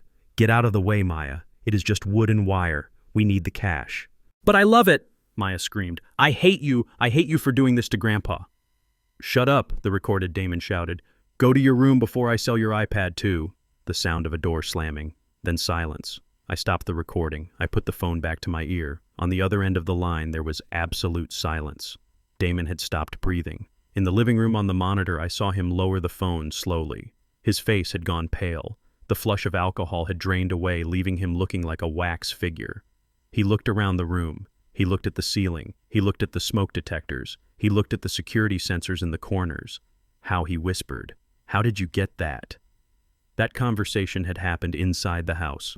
No police report, no public record, just a private moment of cruelty between a father and daughter. And now his father was playing it back to him at midnight. "Who is this?" Damon whispered, his voice trembling. "Dad, is that you?" I didn't answer. I just breathed, a slow, steady rhythm. Damon backed away from the phone base. He looked terrified. He wasn't dealing with a senile old man anymore. He was dealing with a ghost that could see through walls, a ghost that kept receipts. "Stop it," he whimpered. "Stop watching me." He slammed the receiver down onto the cradle. He missed the first time, fumbling with shaking hands before finally cutting the connection. The line went dead. I hung up the phone in the command center. I looked at the monitor. Damon was standing in the middle of the room, spinning in circles. He was checking the windows. He was pulling the curtains shut. He ran to the smart speaker on the counter and ripped the cord out of the wall. He was paranoid. Good. Paranoia creates mistakes. Paranoia makes you sloppy. Marcus looked at me. He had goosebumps on his arms. "That was haunting, Harry," he said, using his own daughter's voice against him. "It wasn't a weapon, Marcus," I said, staring at the screen where Damon was now huddled on the floor, clutching the whiskey bottle. It was a reminder. I stood up and walked to the window, looking out at the dark grounds of the nursing home. "He forgot who he was," I said. "He forgot he was a father. He forgot he was a son. He thought he could act in the dark and nobody would see." I turned back to the screen. "I just turned the lights on," I said. Damon took another drink. He passed out on the rug, curled into a ball. He looked small. He looked defeated. But I knew the fight wasn't over. A cornered animal is dangerous. And tomorrow he would wake up with a hangover and a desperate need for cash. He would try something bold. He would try something reckless. And I would be waiting. "Sleep tight, son," I whispered. "The nightmare is just beginning. A trap needs bait, and the best bait for a predator is the smell of blood." For 3 days I had played the role of the ghost, haunting their bank accounts and watching their lives unravel from a distance, but ghosts are easy to ignore if you drink enough whiskey. To finish this, I needed to become flesh and blood again. I needed to become a corpse, or at least a dying man with a very large estate and a very shaky signature. It was Sunday evening. The rain had returned, turning the world outside the nursing home into a blurred watercolor of gray and black. Inside the command center, Marcus and I were setting the stage for the final act. We had moved operations from his office back to room 104, but this time room 104 looked different. We had brought in medical equipment, a heart rate monitor that beeped with a slow, rhythmic cadence, an oxygen tank that hissed softly, an IV stand with a bag of saline that looked like morphine. I lay in the bed wearing a hospital gown that felt thin against my skin. I had removed my dentures. I know it sounds vain, but nothing makes a man look older and more vulnerable than a sunken jaw. I had dusted my face with a little bit of gray powder from a makeup kit Marcus's wife used for community theater. I looked in the mirror. I didn't see Harrison Banks, the CEO. I saw a shell. I saw a man taking his last breaths. "Are you ready?" Harry Marcus asked. He was wearing his white lab coat and a stethoscope around his neck. He looked grim. He hated this. He hated seeing his friend like this, even if it was just a performance. "Make the call," I whispered. My voice was already in character, raspy, weak. Marcus picked up the phone. He dialed Damon's number. I watched the monitor on the wall. The camera inside my house showed Damon sitting on the floor of the living room surrounded by empty takeout boxes. He was wearing the same clothes he had worn to the party. He looked like a wreck. Courtney was sitting on the stairs, scrolling through her phone, probably looking for a divorce lawyer or a pawn shop. The phone rang. Damon looked at it. He saw the caller ID. Silver Horizon. He hesitated. He was afraid. He was afraid it was me again playing the voice of his daughter. But then he answered. What he barked. Mr. Banks Marcus said, his voice grave and professional. "This is Dr. Sterling from Silver Horizon. I am afraid I have bad news." Damon sat up straighter. "What kind of bad news?" "Your father had a massive cardiac event 20 minutes ago," Marcus said. "His heart is failing. We have him on life support, but the prognosis is poor. I don't think he will make it through the night." I watched Damon's face. A normal son would cry. A normal son would drop the phone. A normal son would feel the earth shatter beneath his feet. Damon didn't cry. His eyes widened. A slow, creepy smile spread across his face. It was a look of pure, unadulterated relief. "Is he conscious?" Damon asked. "Barely," Marcus said. "He is drifting in and out. He keeps asking for you. He keeps muttering about a will." That was the trigger word. Will. Damon scrambled to his feet. "We are coming," he said. "Keep him alive until we get there. Do not let him die before I get there. Do you understand?" "Hurry," Marcus said. Click. Damon turned to Courtney. "Babe," he shouted. "Babe, get up. It is happening. The old man is checking out." Courtney looked up from her phone. "Is he dead?" "Not yet," Damon said, grabbing his keys. "But he is dying, and he is asking about the will." Courtney jumped up. The fatigue vanished from her face. "Call Thorne," she said. "Call that lawyer you met at the club. The shady one. Tell him to meet us there with a fresh draft. If Harrison is delirious, we can get him to sign everything over. We can cut out the charity. We can cut out the trust." "We take it all," Damon said. They ran out of the house. They didn't look like grieving children. They looked like investors arriving for a hostile takeover. I lay back on the pillows. "They are coming," I said to Marcus. "Let them come," Marcus said. "The police are waiting in the break room. The lawyer Henderson is waiting in my office." I closed my eyes. I focused on my breathing. Shallow. Rattling. I needed to be convincing. I needed them to believe that I was helpless so they would show their true faces one last time. 40 minutes later, I heard the commotion in the hallway. They didn't walk quietly. They marched. I heard the click-clack of Courtney's heels on the linoleum. I heard Damon's heavy footsteps, and I heard a third set of steps. Fast, nervous shuffling. That would be Thorne the lawyer they had dug up from the bottom of the barrel. They stopped right outside my door. I lay perfectly still. The heart monitor beeped. Beep, beep, beep. They thought I was unconscious. They thought the door was thick enough to hide their voices. But nursing home doors are thin, and greed is loud.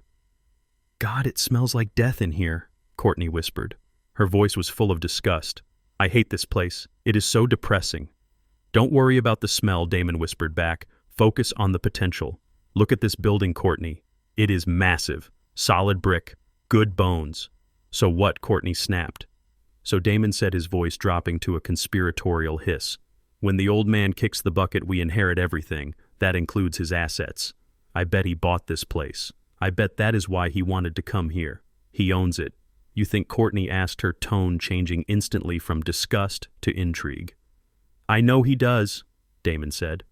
"He always invests in real estate. We kick all these old people out. We gut the rooms. We knock down these walls. We can turn this into a boutique hotel or a luxury spa, the Silver Horizon Resort. I like that," Courtney purred. "We can put a pool in the back, get rid of that awful garden, and we will need to fumigate. Get rid of the old person's smell." "Exactly," Damon said. "But first we need the signature." "Is the paper ready, Thorne?" A new voice spoke up. Greasy. Nervous. "I have it, Mr. Banks," the lawyer said. "Last will and testament revoking all previous wills. It leaves 100% of the estate to Damon and Courtney Banks. I even added a clause about the granddaughter." "What clause?" Courtney asked. "Custody," Damon said. We keep full control of Maya's trust fund until she is 25. We can manage it for her. You know. Administrative fees, smart, Courtney said. Very smart. Okay, let's do this. Hold your breath, honey. We are going in. I lay there, and my heart actually skipped a beat. Not from illness, but from pure horror. They were planning to evict 100 elderly people. They were planning to steal my granddaughter's future. They were planning to desecrate the very place that was giving them shelter from the storm they had created. They were not just bad children. They were bad human beings. The door handle turned. The door creaked open. Marcus was standing by the bed checking the IV bag. He looked up. Family only, he whispered sternly. Who is this? He pointed at the lawyer. He is a family friend. Damon lied, stepping into the room. He is here for spiritual support. He looks like a lawyer, Marcus said. He is a priest. Courtney lied smoothly. A legal priest. Just let us have a moment with him, doctor. Please. It is time to say goodbye. Marcus looked at me. He saw my eyelids flutter. Make it quick, Marcus said. He is fading. Marcus stepped back into the shadows of the room, but he didn't leave. He stood near the curtain where the camera angle was best. Damon approached the bed. He looked down at me. I opened my eyes just a slit. I saw him. He was sweating. He looked eager. He looked like a vulture that had finally found the carcass. Dad, he whispered. Dad, can you hear me? I let out a low moan. I moved my head slightly. Damon, I rasped. Is that you? Yeah, Dad, it is me, he said. I am here. Courtney is here. The light, I whispered. I see the light. Don't go into the light yet, Damon said urgently. Not yet, Dad. We need to take care of you. We need to make sure your legacy is safe. He snapped his fingers at the lawyer. Thorne stepped forward and placed a clipboard on my chest. It felt heavy, like a tombstone. What is this? I wheezed. It is a prayer, Damon said. A prayer for your soul. And for the family. Just sign it, Dad. Just sign it so you can go to heaven in peace. He put a pen in my hand. He wrapped my cold fingers around it. Right here, he said, guiding my hand to the line. Just make your mark. Harrison Banks. Do it for me, Dad. Do it for your son. I looked at Courtney. She was standing at the foot of the bed. She wasn't crying. She was watching the pen with the intensity of a hawk. I looked at the lawyer. He was looking at his watch. I looked at Damon. I let my hand tremble. I let the pen hover over the paper. I love you, son, I whispered. I know, Dad, Damon said. I love you too. Now sign. He didn't love me. He loved the ink. I took a deep breath. A real breath. Deep and strong. I stopped shaking. I gripped the pen, not with the weak grip of a dying man, but with the iron grip of the man who built a logistics empire. I sat up. I didn't struggle. I didn't groan. I sat straight up in the bed like a corpse rising from the grave. Damon jumped back. Dad, he stammered. I looked him dead in the eye. You want a signature? I said, my voice booming in the small room. I will give you a signature. I grabbed the clipboard. I didn't sign the will. I wrote one word in big, bold letters across the entire page. Fraud. I threw the clipboard at him. It hit him in the chest and clattered to the floor. What the hell? Courtney screamed. Marcus stepped out of the shadows. He reached up and flipped a switch on the wall. The overhead lights flooded the room. The dim, romantic lighting of a deathbed scene vanished, replaced by the harsh, unforgiving glare of fluorescent tubes.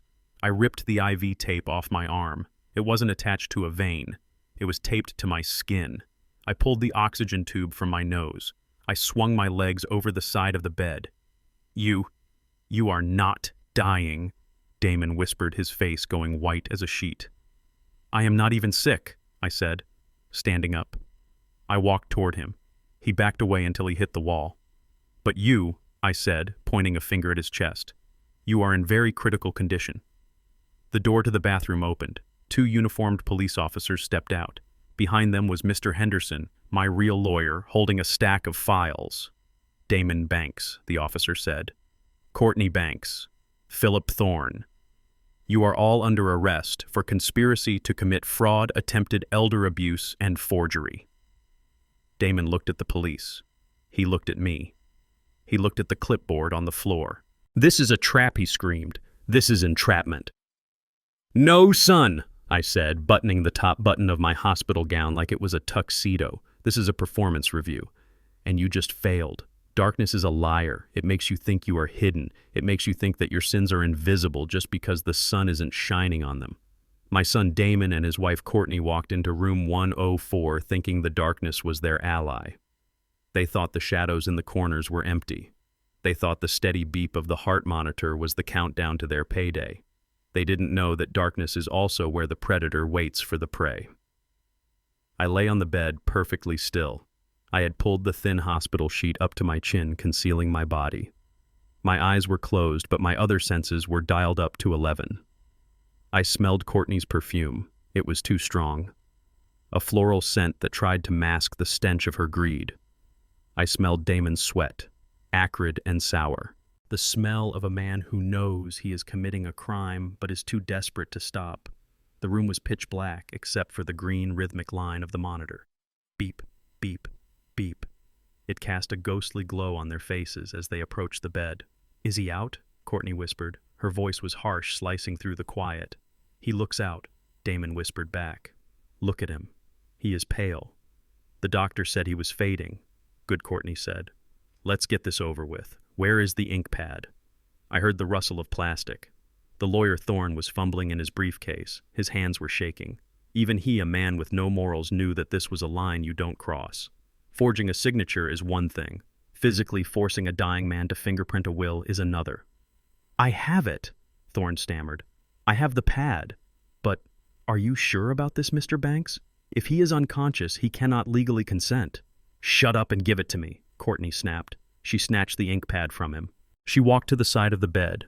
I felt her presence looming over me. She didn't touch my forehead to check for a fever. She didn't take my hand to offer comfort. She grabbed my right wrist. Her nails dug into my skin. Her grip was cold and businesslike. "Damon, hold the flashlight," she ordered. "Shine it on the paper. I need to see where to press his thumb." Damon pulled out his phone.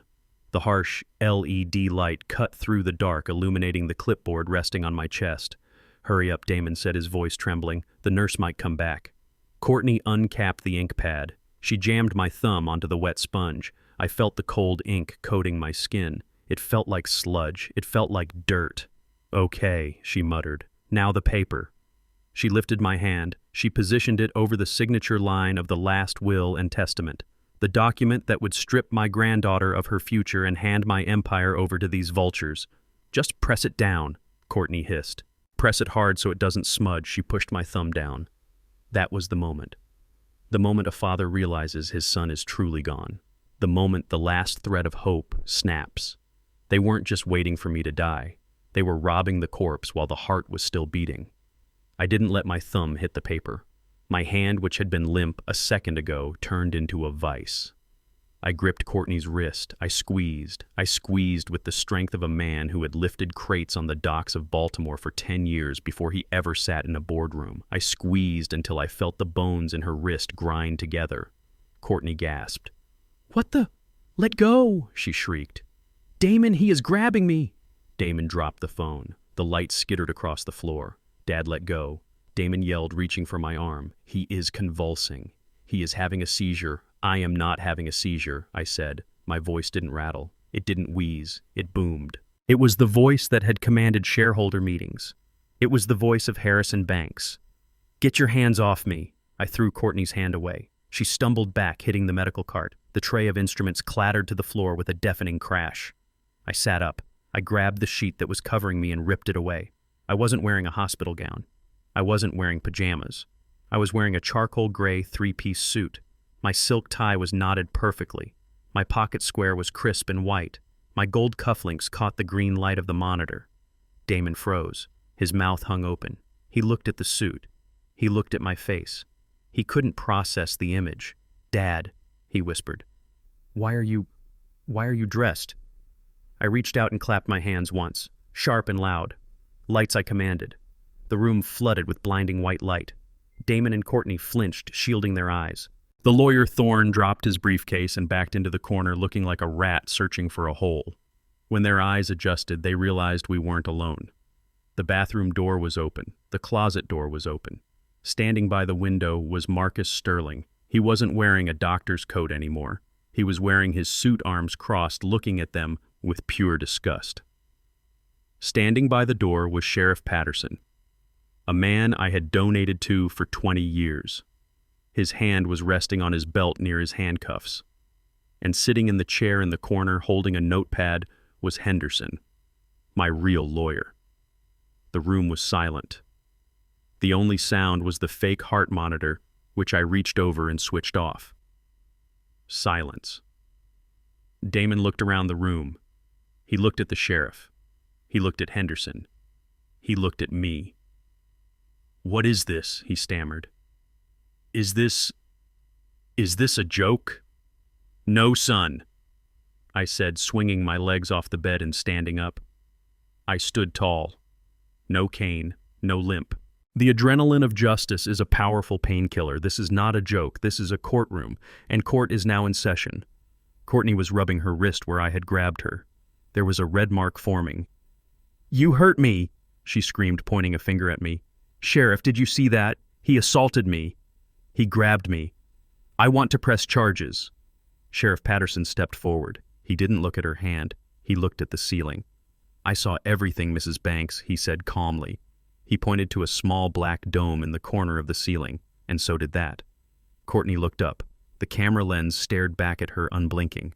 "That camera has been recording for the last 20 minutes, the sheriff continued.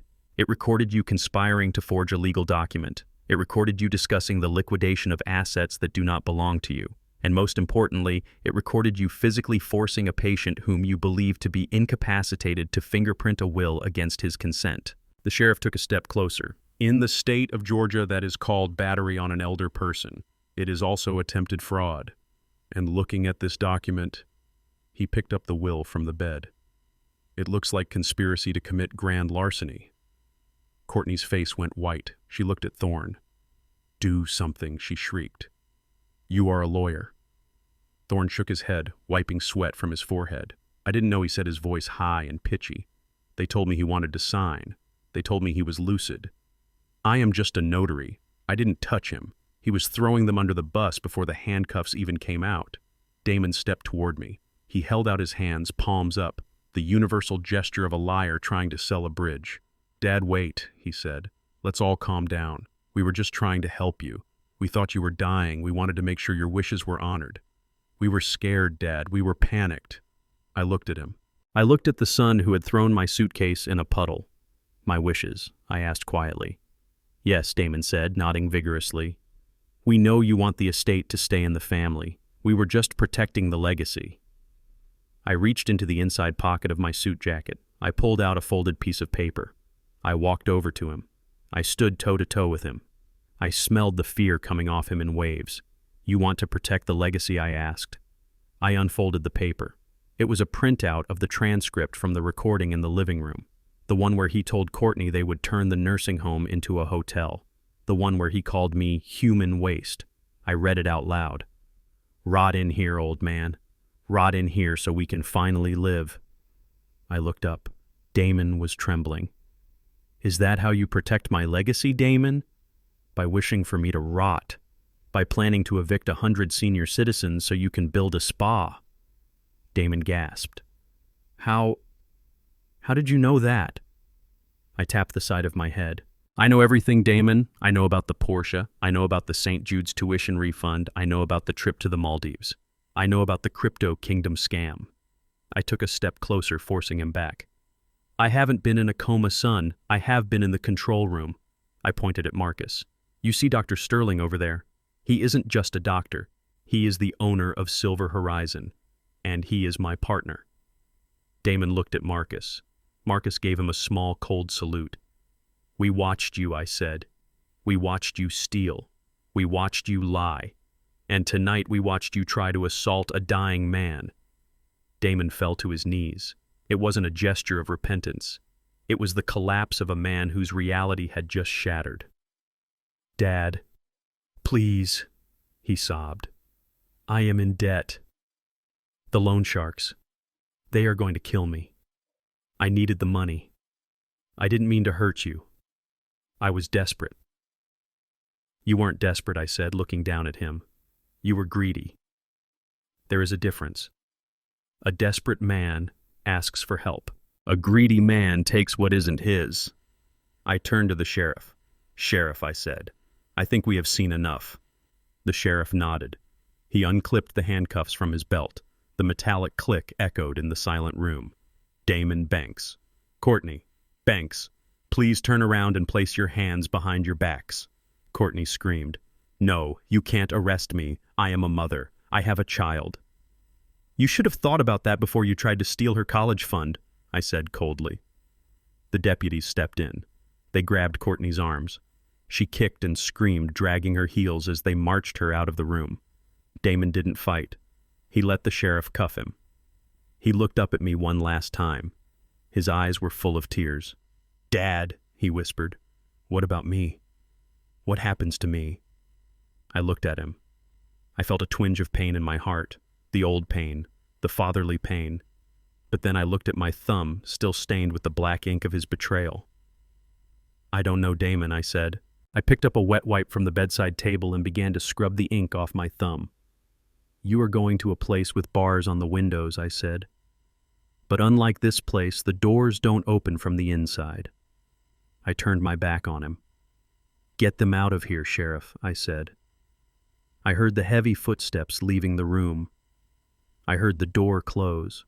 I stood there in the silence, scrubbing my thumb until the skin was raw, the ink was gone. But the stain of what they did would never wash away. Henderson cleared his throat. "Mr. Banks, do you want to file the restraining order now?" I turned around. I straightened my tie. "Yes, Henderson," I said. "File it. And file the eviction notice for the house." I looked at Marcus. "Is the car ready?" I asked. "It is waiting out front," Harry Marcus said. "Where are we going?" I picked up my phone. "The real one. We are going to pick up my granddaughter," I said. "I have a promise to keep." The look on a man's face when he realizes he has been betting against the house and the house has been cheating is a very specific shade of white. It is the color of old milk. It is the color of ash. Damon stood pressed against the wall of room 104, his hands trembling by his sides, his eyes darting between me and the police officers. He looked at the hospital bed where I had been lying moments ago. He looked at the IV drip that was now disconnected and swinging idly. He looked at my suit. He opened his mouth. He closed it. He looked like a fish gasping for air on a dock. "Dad," he stammered. His voice was so quiet it was barely a whisper. You are standing. You are okay." He swallowed hard. "Boff," he stuttered. You recovered. It is a miracle." I laughed. It wasn't a warm laugh. It was the sound of a judge slamming a gavel. "A miracle," I repeated. I walked over to the bedside table. There was a thick manila folder sitting there. It was heavy. It contained 5 months of surveillance logs. It contained bank statements showing every dollar he had wasted. It contained transcripts of every cruel thing he had said to his wife about me. I picked it up. I weighed it in my hand. "You think this is a medical miracle, Damon?" I asked. Damon nodded frantically, a glimmer of hope returning to his eyes. He thought he could spin this. He thought he could play the relieved son. "Yes, Dad," he said, stepping forward, his hands out. "We were so worried. The doctor called us.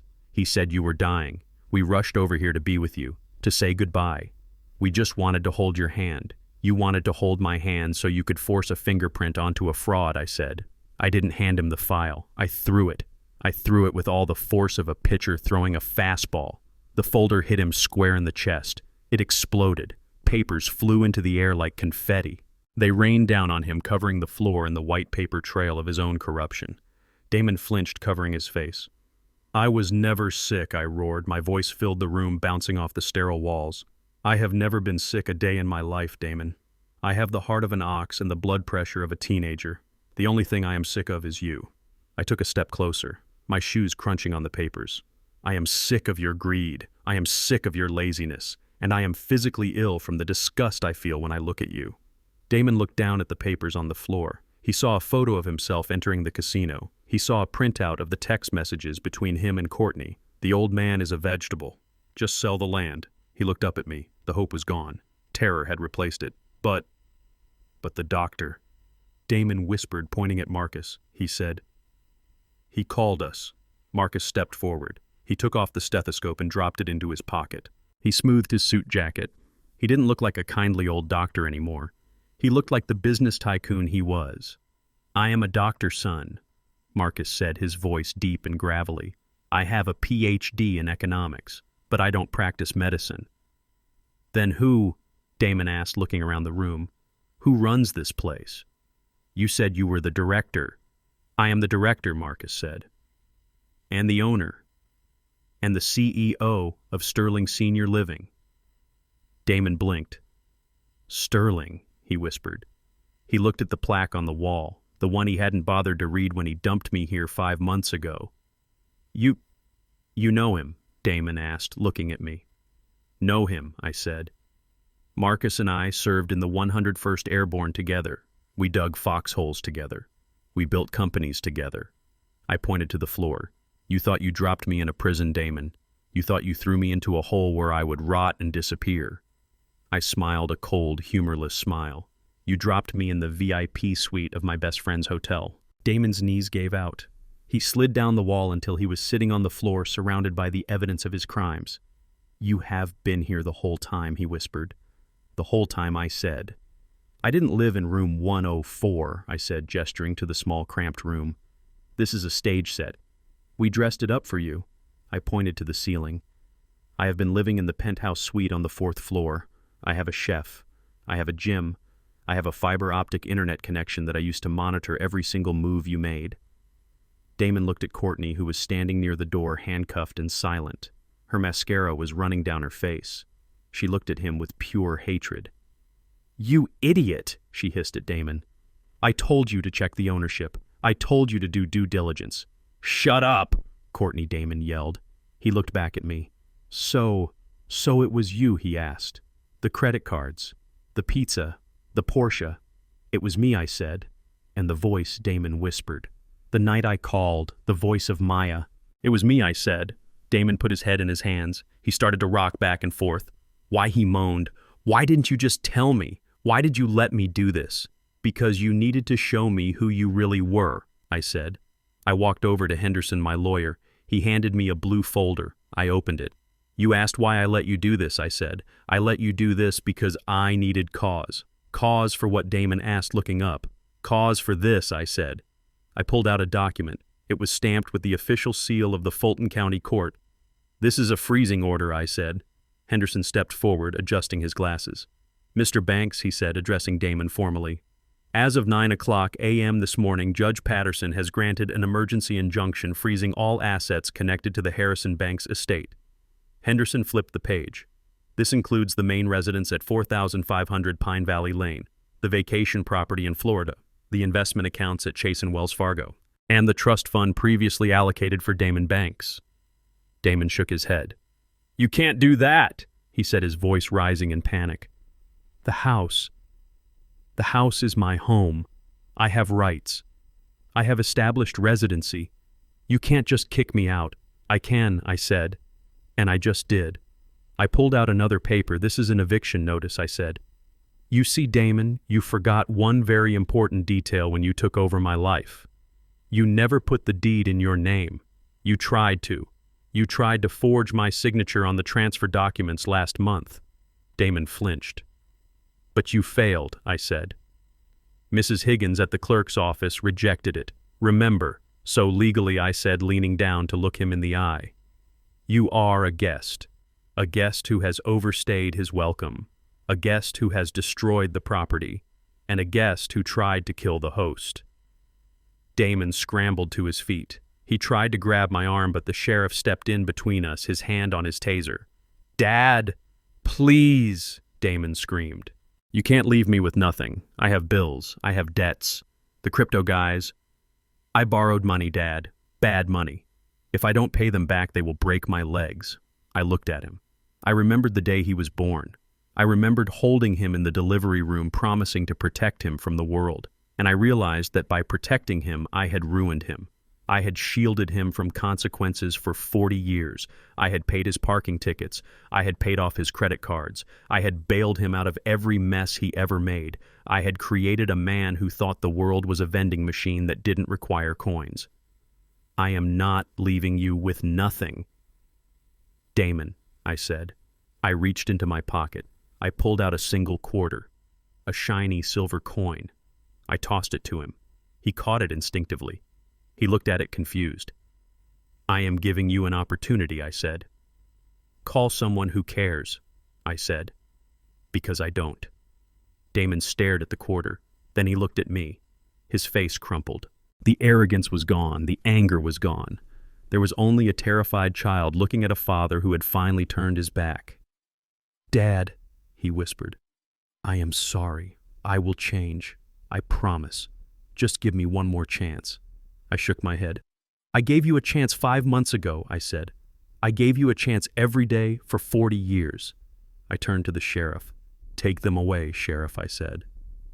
The officers moved in. They grabbed Damon's arms. He didn't fight. He went limp. They dragged him out of the room, his shoes scuffing on the papers that detailed his betrayal. Courtney followed, her head hung low. She didn't look at me. She knew the game was over. I stood in the middle of the room. The silence returned. Henderson closed his file. That was difficult, sir, he said softly. Yes, I said, adjusting my cufflinks. It was. I looked at Marcus. Is the car ready? I asked. It is waiting, Harry Marcus said. I walked to the window. I looked out at the parking lot. I saw the police cruisers flashing their lights. I saw my son being put into the back of one car and my daughter-in-law into another. They were going to jail. Fraud. Forgery. Elder abuse. They would be gone for a long time, and when they got out, they would have nothing. No house, no money, no name. It was harsh. It was brutal. But as I watched the cars drive away, I didn't feel guilt. I felt a weight lifting off my shoulders, a weight I had been carrying for years. I turned back to the room. Marcus, I said. Yes, Harry. Send a crew to the house, I said. Change the locks, put the furniture back, and find my piano. I paused. If they sold it, find the buyer. Pay double. Pay triple. I don't care. Just get it back. Consider it done, Marcus said. I walked toward the door. I stepped over the mess of papers on the floor. I stepped over the fake will. I walked out of the nursing home. The air outside was cold and wet, but it felt clean. I took a deep breath. I was Harrison Banks. I was alive. I was in charge. And I had a granddaughter to save. The sound of handcuffs clicking shut is a mechanical finality that usually signals the end of a conversation, but my son Damon was never one to let reality get in the way of his delusions. The deputies were holding his arms, and he was halfway to the door when he planted his feet. He spun around, his eyes wild with the frantic energy of a man watching his entire world dissolve into smoke. He looked at me, and then he looked at the sheriff, and finally he fixed his gaze on Henderson, my attorney. "Wait!" Damon screamed, pulling against the officers. "Wait, just a minute. You can arrest me. Fine. This is a misunderstanding, and my lawyer will have me out on bail by the morning. But you cannot kick me out of the house." He looked at me with a sneer that was equal parts fear and arrogance. "That house is my residence," he shouted. "I have lived there for 5 years. I have established tenancy. And more importantly, my name is on the deed. You put it there, Dad. Remember, 5 years ago when Mom died, you added me to the title for estate planning purposes. Joint tenancy with right of survivorship." He laughed, a desperate, broken sound.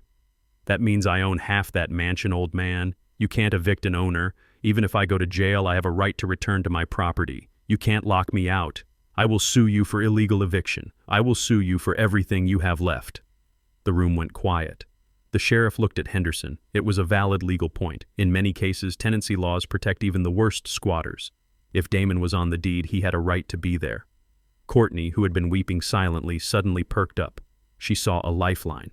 "That is right," she shrieked, twisting her neck to look at me. "We have rights. That is our marital home. My clothes are there. My jewelry is there. You can't touch our stuff." I stood there, smoothing the cuffs of my jacket. I didn't say a word. I just looked at Henderson. Henderson didn't smile. He didn't frown. He simply reached into his briefcase and pulled out a thick document bound in blue paper. He walked over to Damon. He held the document up so Damon could read the cover page. "Mr. Banks," Henderson said, his voice dry as dust. "You are referring to the 2019 quitclaim deed, correct? The one your father signed shortly after your mother's passing?" "Yes," Damon spat. "The deed. I saw it. I signed it. I own half the house." Henderson nodded slowly. "You did sign a deed," Henderson said. but you seemingly failed to read the underlying structure of the ownership. You see, Damon, your father, did not add you as an individual owner. He added the Damon Bank's living trust as a beneficiary owner. So what Damon yelled, "I control the trust. It is the same thing. It is not the same thing," Henderson said, calmly flipping to page 42 of the document. Because the house is held in a trust, it is subject to the bylaws and stipulations of that trust. And your father, being a man of foresight, included a very specific clause in the governance of that property. Henderson adjusted his glasses. He looked like a professor about to fail a student who hadn't studied for the final exam. "It is called the bad actor clause," Henderson said, "or more formally, the beneficiary conduct stipulation." Damon blinked. "What?" Henderson began to read from the document. "The trust stipulates that any beneficiary residing in the property may have their residency rights and ownership interest immediately revoked if they are found to have committed an act of gross negligence, fraud, or physical abuse against the grantor of the trust." Henderson paused, letting the words hang in the air. "The grantor is Harrison Banks," Henderson clarified, pointing at me. "And the acts of abuse," Henderson continued, "have been documented extensively. We have video evidence of you conspiring to defraud the grantor. We have audio evidence of you threatening to withhold medical care, which constitutes gross negligence. And tonight, we have witness testimony of attempted physical assault." Henderson snapped the folder shut. The sound was like a pistol shot. "Therefore, as of 9:05 p.m. tonight, the trust has automatically triggered the revocation clause. Your interest in the property has been dissolved. Your right to residency has been terminated. You are not an owner, Mr. Banks. You are a trespasser." Damon's face went from red to a ghostly shade of gray. He shook his head back and forth. "No," he whispered. That's not real. You made that up." "It is very real," Henderson said. "And I have already filed the ex parte order with the court. The locks are being changed as we speak." Damon looked at me. He looked at the man who had built the roof over his head. "Dad," he pleaded, his voice cracking. "You can't do this. If I make bail, where do I go? I have no money. I have no car. If I don't have a house, I am on the street." I walked closer to him. I looked deep into his eyes. "You are worried about where you will sleep?" I asked. "Yes, Dad," Damon sobbed. "Please, I am your son. You can't make me homeless." I thought about the last 5 months. I thought about the smell of the nursing home. I thought about the small room with the bars on the window. I thought about the rain soaking my suit when he kicked me out of the car. "You told me to rot, Damon." I said, my voice low and hard. "You left me in a prison. You stole my wallet so I couldn't buy food. You stole my phone so I couldn't call for help." I leaned in close. "You didn't care if I was homeless," I said. "You didn't care if I died alone in the dark." "But Dad—" "No buts," I roared. I held out my hand. "The keys," I commanded. Damon hesitated. "The keys, Damon," I repeated. "Give them to me. Now." Damon looked at the sheriff. The sheriff nodded, his hand resting on his taser. "Give him the keys, son," the sheriff said, "or we add theft of property to the charge sheet." Damon's shoulders slumped. He tried to reach into his pocket, but the handcuffs stopped him. "They are in my right pocket," he whispered, defeat washing over him like a wave. The sheriff reached into Damon's pocket. He pulled out a keychain. It was a silver keychain with the Mercedes logo. It held the key to the car he no longer owned and the key to the house he no longer lived in. The sheriff handed the keys to me. I held them in my hand. They felt heavy. They felt cold. These were the keys to my sanctuary. The keys to the house where Sarah and I had raised him. The keys he had used to lock me out of my own life. I put them in my pocket. "Thank you," I said. Courtney let out a wail. It was a high, piercing sound of pure selfishness. "What about my clothes?" she screamed. "What about my furs?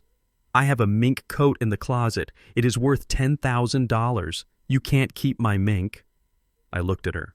"Your mink was bought with my credit card, Courtney," I said. "It is evidence now.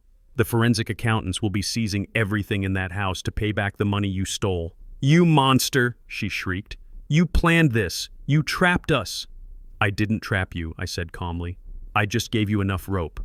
You tied the knot yourselves." I turned to the sheriff. "Get them out of my sight, Sheriff. They are trespassing on private property." The deputies began to drag them toward the door. Damon dragged his feet, his expensive Italian shoes scuffing against the linoleum. He looked back at me one last time. "Dad," he cried. "Dad, I am sorry. I didn't mean it. Please, just let me come home. I will sleep in the garage. I will sleep on the floor. Don't send me to jail knowing I have nowhere to go." I stood like a statue. I didn't blink. I didn't waver. I watched as they were hauled out into the hallway. I heard the heavy security doors buzz open. I heard the rain falling outside. I walked to the window. I watched the police officers shove them into the back of the squad cars. Damon had to bend awkwardly to fit his tall frame into the cramped back seat. He looked small. He looked broken. For the first time in his life, he was facing a night without a safety net. No soft bed, no room service, no daddy to write a check, just a cold bench in a holding cell and the terrifying realization that when the sun came up, he was a man with nothing. Henderson walked up beside me. He looked out the window too. "Do you want me to call a cleaning crew for the house, sir?" he asked. "Yes," I said, keeping my eyes on the taillights of the police cars as they faded into the rainy night. "Change the locks," I said. "Clean the carpets. Throw away the modern furniture they bought. Bring back my recliner." I paused. "And Henderson." "Yes, sir. Make sure the guest wing is ready. I have a feeling my granddaughter might want to sleep over this weekend, and I want it to smell like cookies, not like Courtney's perfume." "Consider it done," Henderson said. I turned away from the window. The room was quiet. The fake heart monitor was silent. The stage was empty. The actors had been carried off. I touched the keys in my pocket. I was homeless for 5 months because I trusted the wrong people. Tonight, the tables had turned. I had my home back. And Damon Banks was about to learn that the hardest prison to escape is the one you build for yourself with bricks of greed and mortar of lies. I looked at Marcus. "Let's go, Marcus," I said. "Where to?" Marcus asked. "To my house," I said. "I believe there is a bottle of Pappy Van Winkle that my son opened but didn't finish. It would be a shame to let it go to waste. A cornered rat is dangerous not because it is strong, but because it has nothing left to lose. And when a rat has nothing left to lose, it will bite anything within reach." Courtney Banks was cornered. She was standing in the middle of room 104 with handcuffs on her wrists and her mascara running down her face in black streaks. She had lost the house. She had lost the money. She had lost the Porsche. She had even lost the illusion that she was a decent human being. But she had one card left to play, the cruelest card in the deck. She stopped screaming. She stopped crying. She straightened her back and looked at me with eyes that were cold and dead. "Fine," she hissed. "Take the house, Harrison. Take the money. Send us to jail. But you are forgetting something." She looked at the sheriff. "I want my daughter," she said. Damon looked up from the floor. He wiped his nose on his shoulder. "Maya," he whispered. "Yes," Courtney said, her voice gaining strength. "Maya, she is a minor, and we are her parents. We have legal custody. You can kick us out of the mansion, but you cannot keep our child." She smiled a twisted, victorious smile. "If you arrest us," she said to the sheriff, "we will place her in foster care. We will deny Harrison visitation. We have that right. If I go down, I am taking her with me. You will never see her again, Harrison. You will die in this nursing home without ever hearing her voice again." I felt a cold rage tighten my chest. It was the specific rage of a grandfather protecting his blood. She was using a 14-year-old girl as a human shield. She was treating my granddaughter like a poker chip to be cashed in for leverage. The sheriff looked uncomfortable. He looked at Henderson. "Mr. Banks," he said quietly, "she has a point. Without a court order transferring custody, the parents have the primary right. If they demand she goes into the system until they make bail, I have to follow the law." Courtney laughed. It was a sharp, barking sound. "You hear that, old man?" she sneered. "You thought you won, but you lose. You lose the only thing you actually care about. Now call off your dogs. Drop the charges, give us the keys back, and maybe, just maybe, we will let you see her on Christmas." I looked at Courtney. I didn't say a word. I didn't have to, because the door to the connecting room, the room where Marcus kept his medical supplies, slowly creaked open.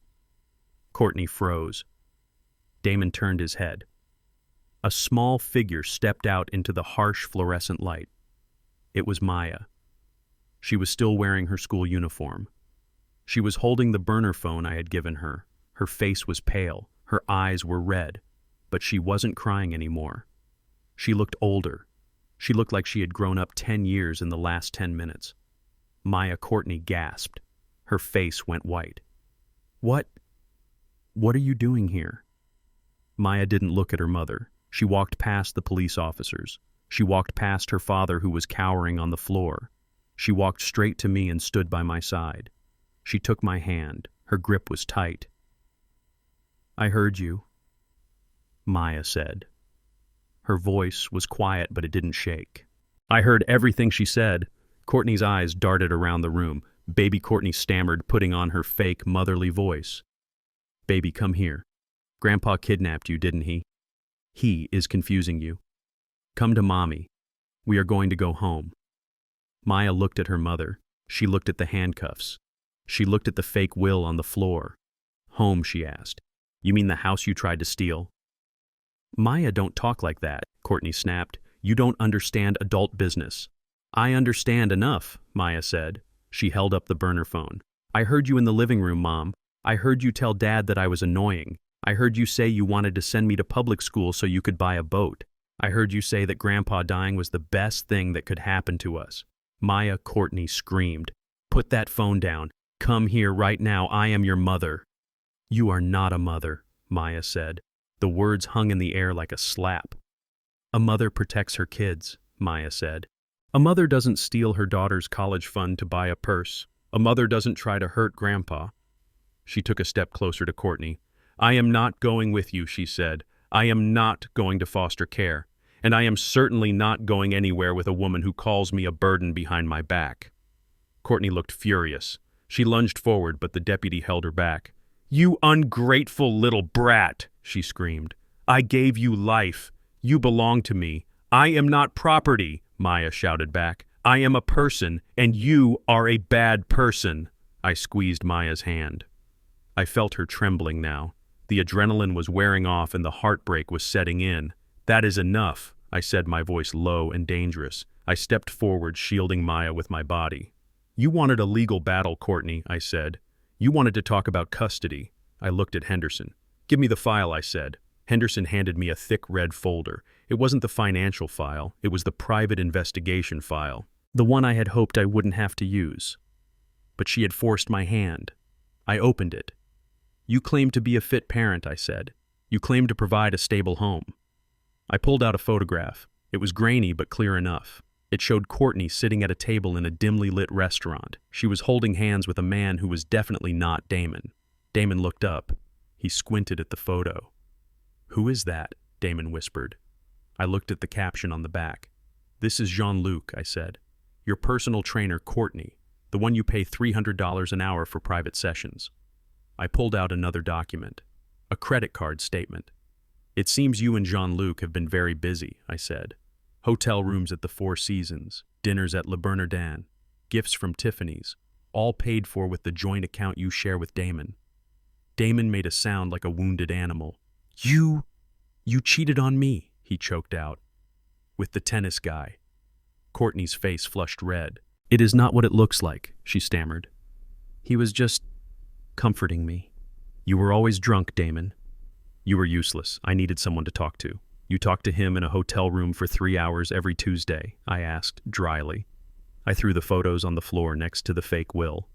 Adultery, I said. Misappropriation of marital funds. I turned to Damon. And you, son, you aren't innocent. I pulled out a spreadsheet.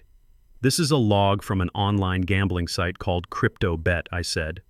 Damon flinched. Over the last 6 months, you have lost $80,000 playing virtual poker, I said. I pointed to a specific line item. And this deposit here, the big one, $50,000. Do you know where that came from? Damon shook his head, tears streaming down his face. That was the transfer from the St. Jude's tuition refund, I said. Maya gasped. She looked at her father. Dad, she whispered. You gambled my school money. Damon couldn't look at her. He stared at the floor. I thought I could win it back, he sobbed. I had a system. I was going to double it, Maya. I swear. I did it for you. You did it for the rush, I roared. You gambled your daughter's education on a hand of cards. I closed the folder. I handed it to the sheriff. Sheriff, I said. This folder contains evidence of substance abuse, gambling addiction, and child endangerment. It also contains an emergency petition for temporary guardianship signed by Judge Patterson 10 minutes ago. The sheriff took the folder. He looked at the signed order. "It looks like everything is in order, Mr. Banks," he said. "The court has granted emergency custody to the grandfather based on imminent risk to the child's welfare." Courtney started to scream. It wasn't words anymore, just a primal sound of rage and defeat. "No," she shrieked. "No, you planned this, you devil." The sheriff nodded to his deputies. "Take them away," he said. The officers grabbed Courtney. She fought them, kicking and spitting. They had to drag her out of the room. Her heels scraped across the floor, leaving black marks. "I hate you," she screamed as they hauled her into the hallway. "I hate all of you." Damon didn't fight. He stood up slowly. He looked at me. Then he looked at Maya. "Maya," he whispered. "I am sorry." Maya turned her face away. She buried her face in my jacket. She wouldn't look at him. I watched my son, realizing that this was the moment he broke her heart completely. He realized that no amount of money could buy back the look of disgust in her eyes. The deputy took Damon's arm. "Let's go, Mr. Banks." Damon walked out. He slumped his shoulders. He looked like a man walking to the gallows. The door closed. The room was quiet. The only sound was Maya crying softly into my chest.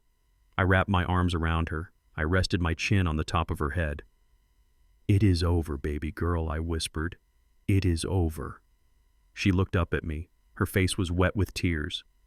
"Why, Grandpa?" she asked. "Why are they like that? Why do they love money more than me?"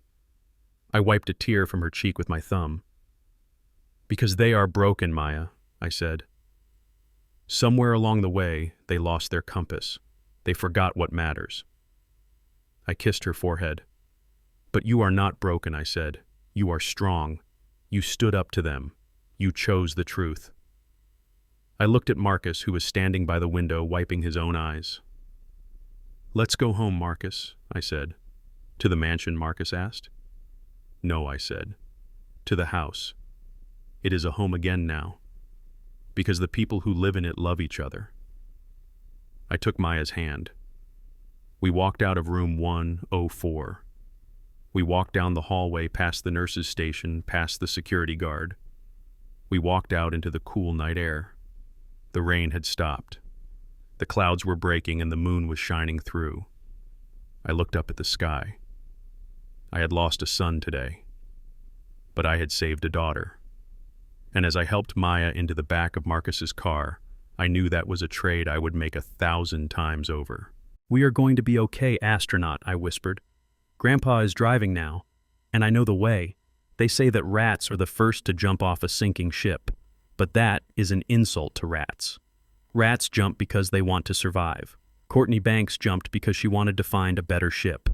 The booking area of the Fulton County Jail is a cold place. It smells of industrial cleaner and human misery. The fluorescent lights buzz with a sound that drills into your skull. It is the great equalizer. It does not care if you are wearing a Chanel dress or rags. Once those handcuffs go on, you are just another number in the system. I stood on the other side of the glass partition next to Henderson and the sheriff. I watched them being processed. Damon was sitting on a metal bench looking at the floor. He was broken. The reality of the night had crushed him. He was weeping silently, tears dripping onto his ruined Italian suit. But Courtney was not weeping. Courtney was calculating. I saw her eyes darting around the room. She was doing the math. She was running the numbers in her head. Damon was broke. The trust was gone. The house was gone. The Porsche was gone. And now he was facing felony charges. He was no longer a provider. He was an anchor. And Courtney Banks did not do anchors. She looked at Damon. There was no love in her eyes. There was no pity. There was only the cold, hard realization that her investment had crashed. She stood up. She walked over to the desk sergeant. Her handcuffs rattled against the metal counter. "I need a lawyer," she said. Her voice was sharp, demanding. "You will get a public defender at your arraignment, ma'am," the sergeant said without looking up. "I don't need a defense attorney," Courtney snapped. "I need a divorce attorney." Damon's head snapped up. He looked at her. He blinked his red, swollen eyes. "What?" Damon whispered. Courtney didn't look at him. She kept her eyes on the sergeant. "I want to file for legal separation immediately," she said. "I want it on the record tonight, before the charges are formally filed." Courtney, Damon said, standing up. His voice was trembling. "Courtney, what are you doing? We are in this together. You said we were a team." Courtney spun around. The mask of the loving wife dropped completely. Underneath was something ugly and jagged. "A team." She laughed. A team implies that you bring something to the table, Damon. What do you have? Nothing. You have nothing. She took a step toward him, her face twisted in a sneer. You told me you were rich, she hissed. You told me the old man was a vegetable. You told me the money was secure. You lied to me, Damon. You dragged me into this mess. I did it for us. Damon pleaded, reaching out his cuffed hands. I bought you the car. I bought you the jewelry. And you paid for it with stolen money, Courtney screamed. And now they are going to take it all back. I am not going to prison for your incompetence, Damon. I am not going to be saddled with your debt. She turned back to the sergeant. I am a victim here, she declared loud enough for everyone in the room to hear. I was manipulated. I was coerced. I want to file a statement against him. He forced me to sign those papers. He forced me to spend that money. Damon stood there frozen. It was the final blow. He had lost his father. He had lost his daughter. And now the woman he had destroyed his life for was carving him up like a turkey to save her own skin. She turned him in. Just like that. I watched from behind the glass. It was brutal. It was efficient. It was exactly what I expected. Henderson looked at me. Do you want to go in there, sir? He asked. Yes, I said. I want to look her in the eye when the other shoe drops. We walked into the processing room. The heavy door buzzed open. Courtney saw me. Her face changed instantly. The anger vanished. The arrogance vanished. In a split second, she morphed into a terrified, fragile woman. She was an actress, and this was the performance of her life. Harrison, she cried. She ran toward me. The officer stepped in to block her, but she threw herself against the barrier. Harrison, thank God you are here, she sobbed. You have to help me, please. You know me. You know I am a good person. I stopped. I looked at her. I looked at the woman who had lived in my house for 5 years. The woman who had spent my money. The woman who had called me human waste. A good person, I repeated flatly. Yes, she cried, tears streaming down her face. It was Damon. It was all Damon. He is a monster, Harrison. He threatened me. He said if I didn't help him, he would hurt me. He said if I didn't spend the money, he would kick me out. She looked back at Damon, who was sitting on the bench, staring at the wall in shock. He is abusive, she whispered, leaning in close to the glass. He is a gambler. He is a liar. I was a hostage in that house, Harrison. I was just trying to survive. I tried to stop him. I tried to tell him it was wrong to hurt you. But he wouldn't listen. She looked at me with wide, pleading eyes. I am just a girl, Harrison. I was scared. Please. Tell the sheriff to let me go. I will testify against him. I will tell them everything. Just don't let me go to jail for his crimes. I am family. I looked at her. I let the silence hang in the air. She really thought I was stupid. She thought she could bat her eyelashes and cry a few tears and I would forget the last 5 months. She thought she could play the damsel in distress and I would be the white knight. But I wasn't a knight. I was the king she had tried to dethrone. I laughed. It was a cold, dry sound. You were forced, I asked. Yes, she nodded vigorously. Forced. So Damon forced you to buy the Porsche, I asked. Yes, she lied. He made me drive it.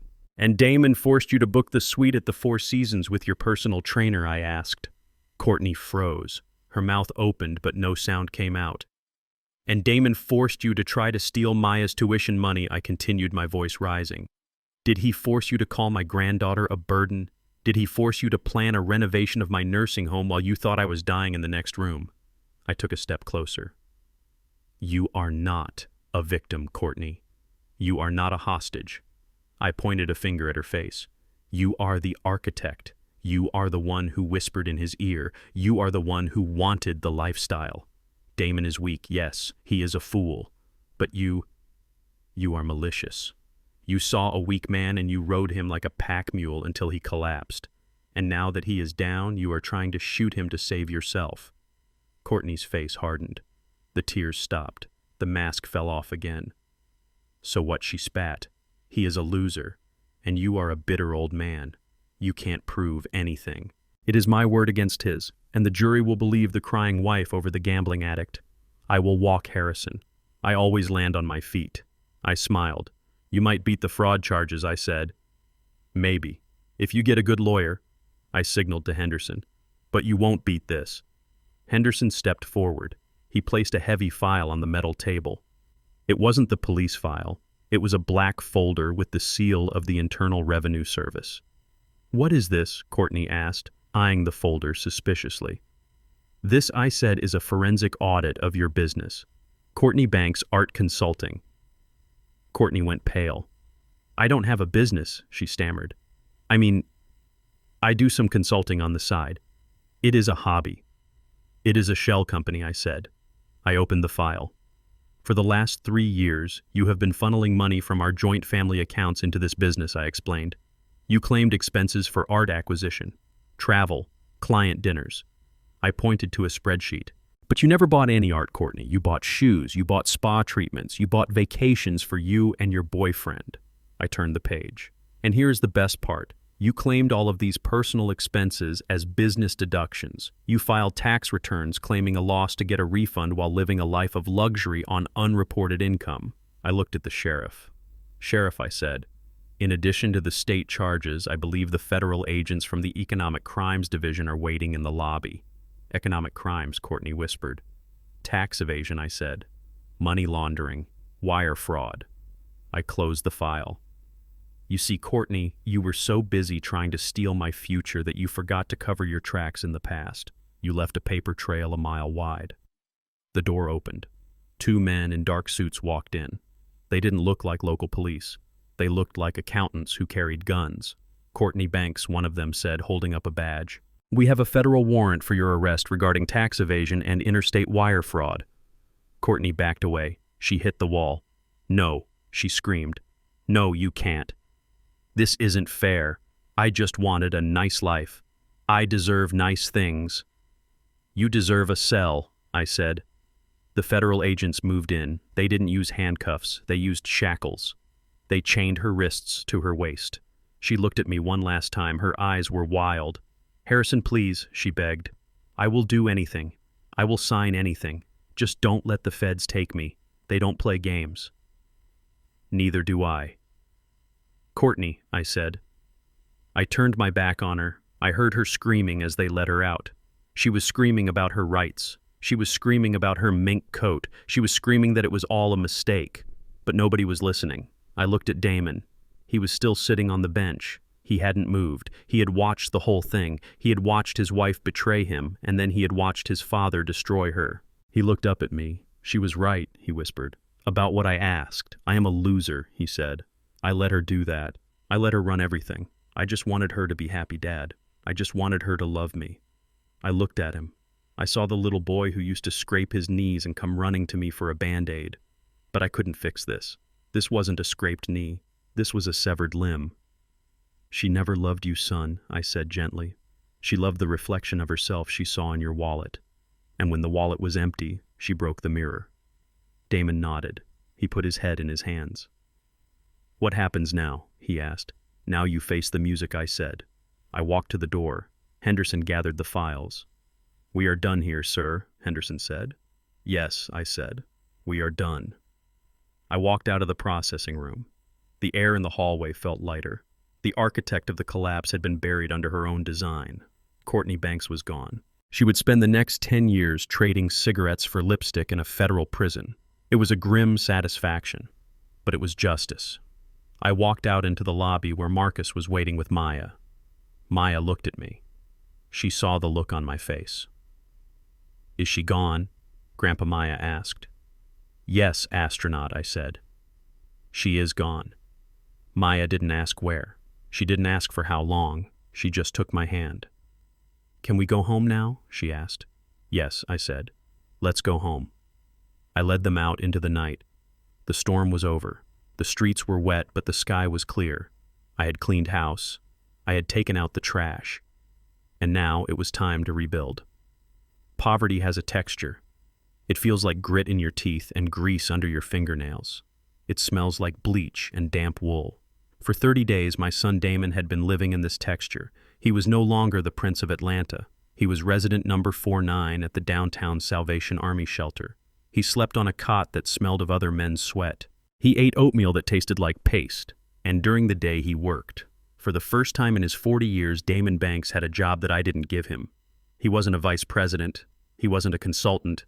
He was the guy who scrubbed the brake dust off the rims of luxury cars at the Sparkle and Shine car wash. I knew this because I had a private investigator watching him.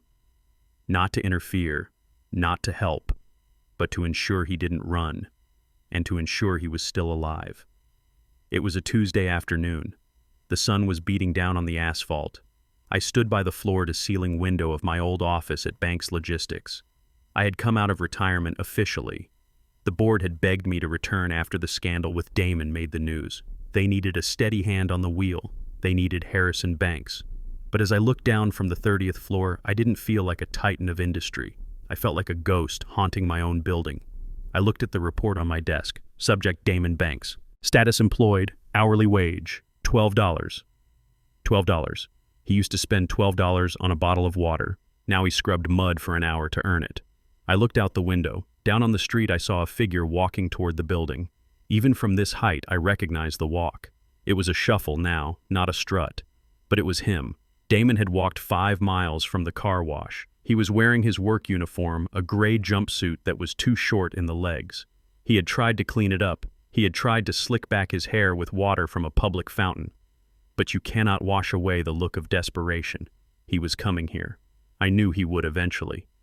The shelter kicks everyone out at 7 in the morning. He had finished his shift, and now, driven by hunger, or perhaps a lingering delusion of grandeur, he was coming to the castle he thought was his birthright. I pressed the button on the intercom. "Security," I said. "Yes, Mr. Banks," the head of security replied. "There is a man approaching the main entrance," I said. "He is wearing a gray jumpsuit. We see him, sir. We are intercepting." "Do not hurt him," I said quickly. "Just deny entry. And patch the audio to my office. I want to hear." "Understood, sir."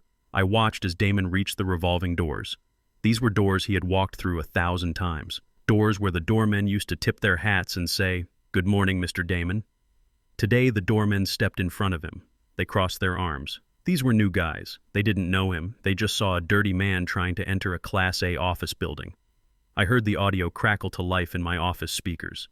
"Excuse me, sir," the guard said. "You can't come in here. Deliveries are around the back." I saw Damon straighten his spine. He tried to summon the old arrogance, but it was thin and brittle like dried leaves. "I am not a delivery boy," Damon said. His voice was raspy. "I am Damon Banks. This is my father's building. I used to be the vice president of operations. I am here to see Harrison Banks." The guard laughed. It wasn't mean. It was just dismissive. "Yeah, and I am the King of England," the guard said. "Look, buddy, Mr. Banks is on the top floor running a billion-dollar company. He doesn't see visitors without an appointment, and he definitely doesn't see guys who look like they just crawled out of a drain pipe." "Check your list," Damon pleaded. "Check the database. My face is on the company website, or it used to be. Just call up. Tell him his son is downstairs. Tell him I just want 5 minutes. I am looking for work. I can file papers. I can answer phones. I will do anything." I gripped the edge of my desk. My knuckles turned white. Here was my son, the boy who had driven a Porsche, the man who had mocked me for being old. He was begging for an entry-level job in the mailroom. He was begging for scraps at the table he used to sit at the head of. "Sir, you need to step back," the guard said, losing patience. "You are scaring the clients." "I am a client," Damon shouted, his voice cracking. "I am a Banks. My name is on the building. Look up there." He pointed to the massive steel letters on the skyline. "That is my name." The guard stepped forward. He put a hand on his baton, not drawing it, but warning him. "That name belongs to Harrison Banks," the guard said coldly. "You are trespassing. If you don't walk away in 3 seconds, I am calling the police, and I hear you already have a record." Damon froze. The threat of police worked. He was out on bail pending trial. One wrong move, one disturbance of the peace, and his bail would be revoked. He would go straight to county jail until his court date. He lowered his hand. He slumped his shoulders. "Please," he whispered. "I am hungry." It was a whisper so faint the microphone almost missed it. "I am just hungry."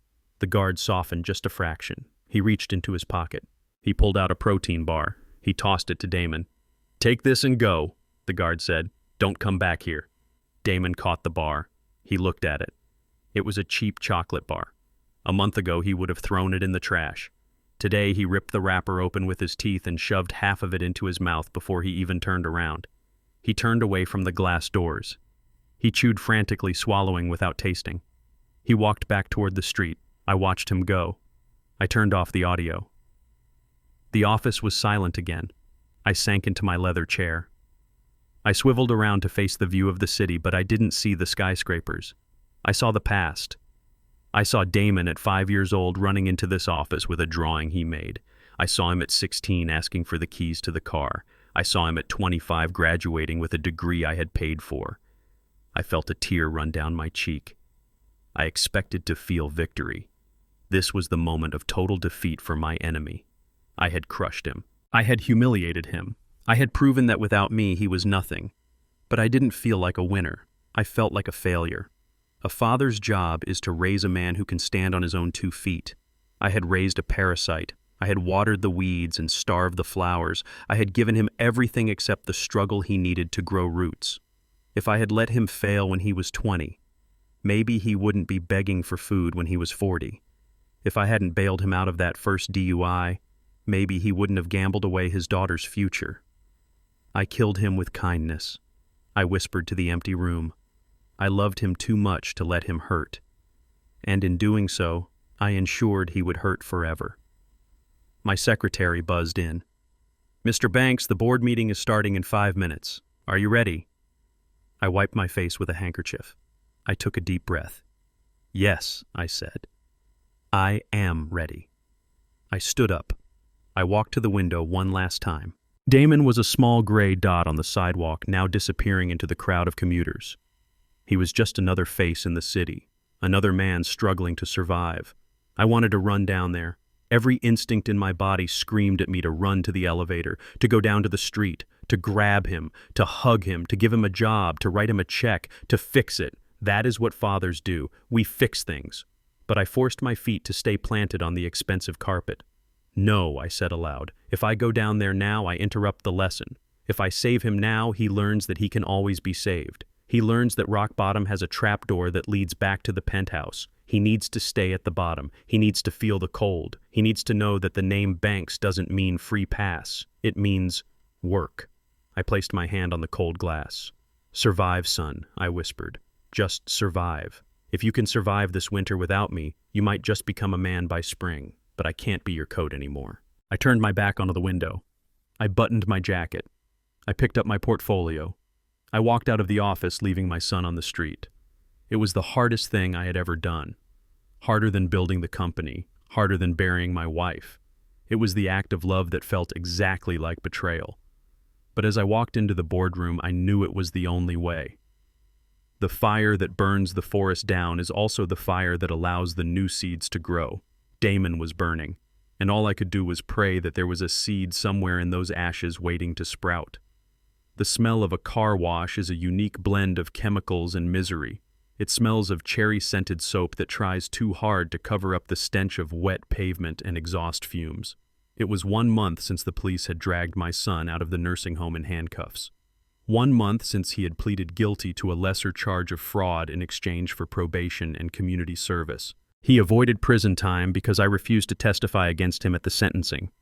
I didn't want him in a cage. I wanted him in the world, but I wanted him in the real world. The world where you eat what you kill. The world where if you don't work, you don't sleep.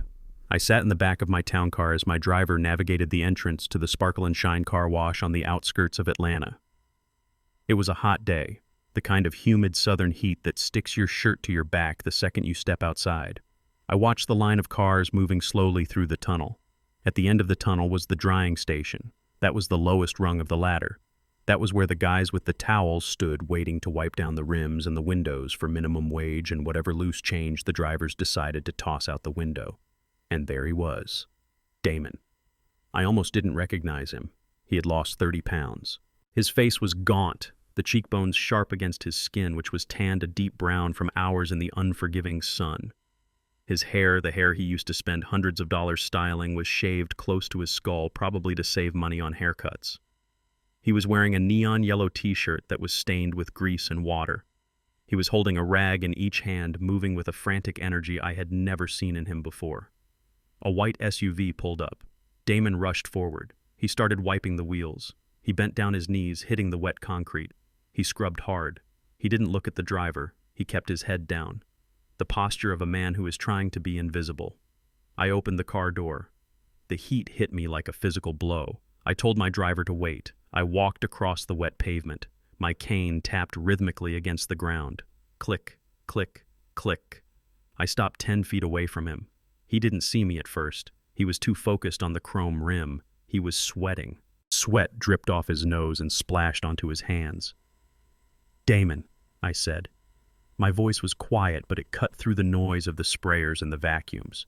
He froze. His shoulders stiffened. He stayed crouched for a second like an animal deciding whether to run or fight. Then slowly, painfully, he stood up. He turned around. He saw me. The shame that washed over his face was so visceral I could almost feel it. His eyes went wide. His mouth opened, but no sound came out. He looked at his dirty hands. He looked at his stained shirt. He looked at my suit, pristine and tailored. He tried to wipe his hands on his pants, but it just smeared more grease. "Dad," he whispered. He looked around to see if his manager was watching. He looked terrified that he was going to get fired for talking to a customer. "Dad, what are you doing here?" he asked, his voice cracking. "You shouldn't be here. Look at me. I am a mess." I looked him up and down. I didn't look with judgment. I looked with assessment. "You are working," I said. Damon let out a broken laugh. "Yeah," he said. "I am working. I am the towel boy, Dad. I am 40 years old and I am wiping wheels for $12 an hour. Are you happy? Did you come here to see it? To gloat?" I took a step closer. "I didn't come to gloat, Damon," I said. "I came to see if you were still alive." Damon looked at me, and then he broke. It wasn't a slow breakdown. It was instant. His legs gave out. He collapsed onto the wet concrete right there in front of the SUV. He fell to his knees. He didn't care about the water soaking his pants. He didn't care about the people watching. He put his face in his dirty hands and he sobbed. "Dad, I can't do it," he cried. "I can't do it anymore. It is too hard. My back hurts. My hands are raw. I sleep in a shelter, Dad. I sleep next to strangers who scream in the night. I eat garbage. I am hungry all the time." He looked up at me. His face was streaked with tears and grease. "Please, Dad," he begged, reaching out a hand toward my pant leg but stopping short of touching me. "Please take me back. I learned my lesson. I swear to God I learned it. I know I was a brat. I know I was awful. But I can't live like this. I am trash, Dad. I am garbage. I belong in the gutter." He bowed his head, sobbing into the pavement. "I am sorry," he choked out. "I am so sorry for everything. For Mom's piano, for Maya, for the nursing home. I was insane. I was evil. Just please, save me." I looked down at my son, my only child. Every fiber of my being wanted to reach down and pull him up. Every instinct of a father wanted to say, "Okay, get in the car. Let's go home. Let's get a steak. Let's forget this happened." But I looked at his hands. For the first time in his life, they were calloused. For the first time in his life, he knew the value of $1 because he had bled for it. If I saved him now, I would kill the man he was becoming. If I picked him up, he would never learn to stand. I stood firm. I planted my cane on the ground. "Stand up, Damon," I commanded. He looked up, surprised by the sharpness of my tone. "Stand up," I repeated louder. "A Banks does not kneel in the dirt. Get on your feet." Damon sniffled. He wiped his nose with his forearm. Slowly, he pushed himself up. He stood before me, swaying slightly from exhaustion and heat. He looked at me, expecting a hug, expecting a check. I reached into the inside pocket of my jacket. Damon's eyes followed my hand. I saw the flash of hope. He thought I was reaching for my wallet. He thought I was reaching for the black card. He thought salvation had arrived. I pulled out a small blue booklet. It was a standard issue savings passbook from the local community bank, the kind you give to a child when they open their first account with birthday money. I held it out to him. Damon took it. His hands were shaking. He opened it. He looked at the first page. His name was printed at the top. Damon Banks. He looked at the balance line. He blinked. He looked closer. It read $0.00. He looked up at me, confusion clouding his teary eyes.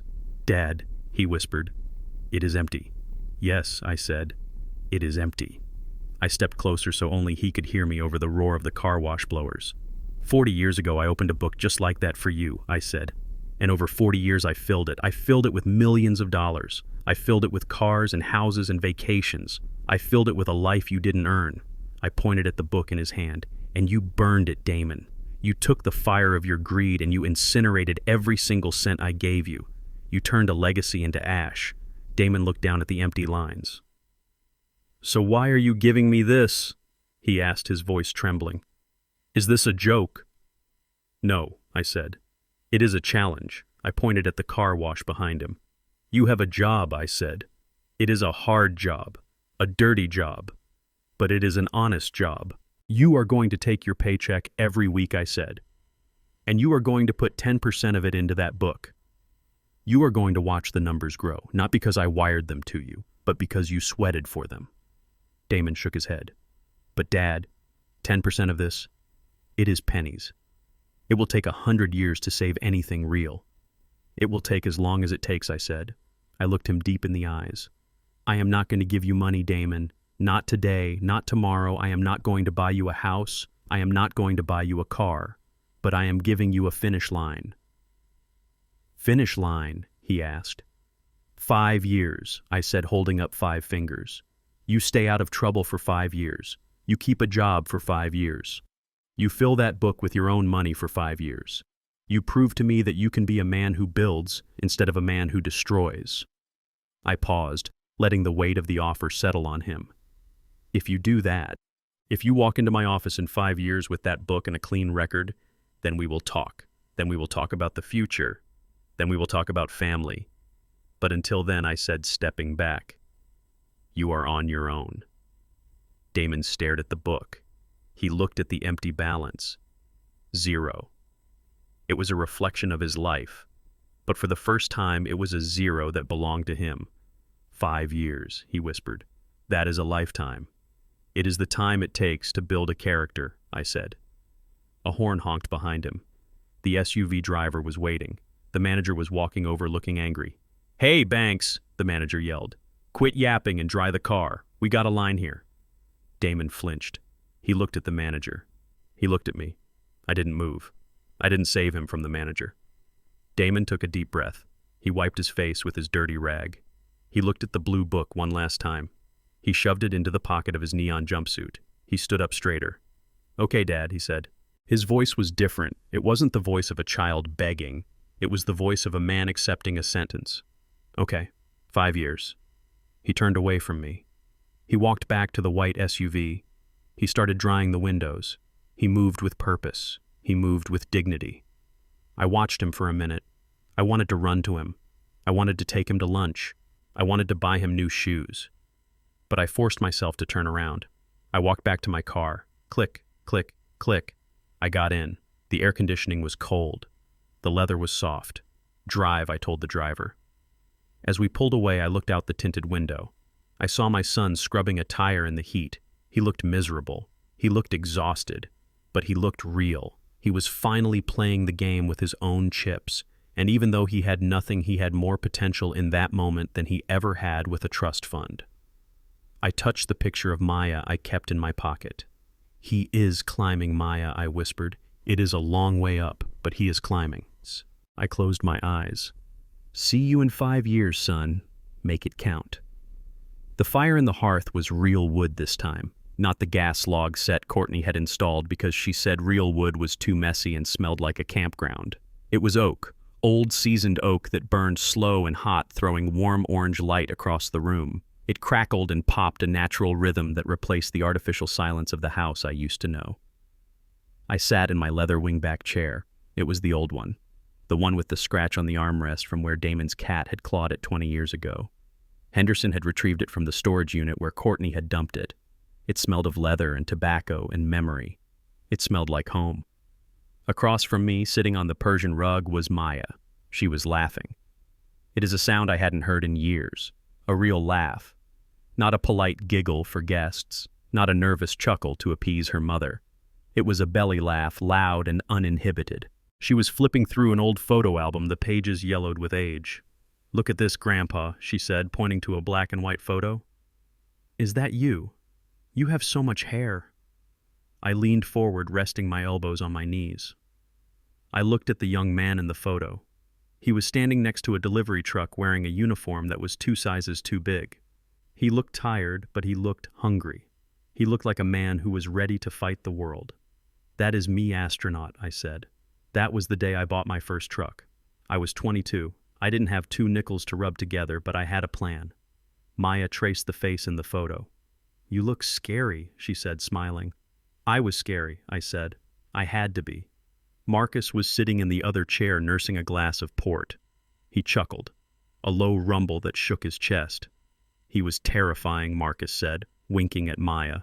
"He used to negotiate shipping contracts like he was declaring war. I saw him make a grown man cry over a fuel surcharge in 1985. Maya giggled. She turned the page. She stopped. Her finger hovered over a picture. It was a photo of Damon.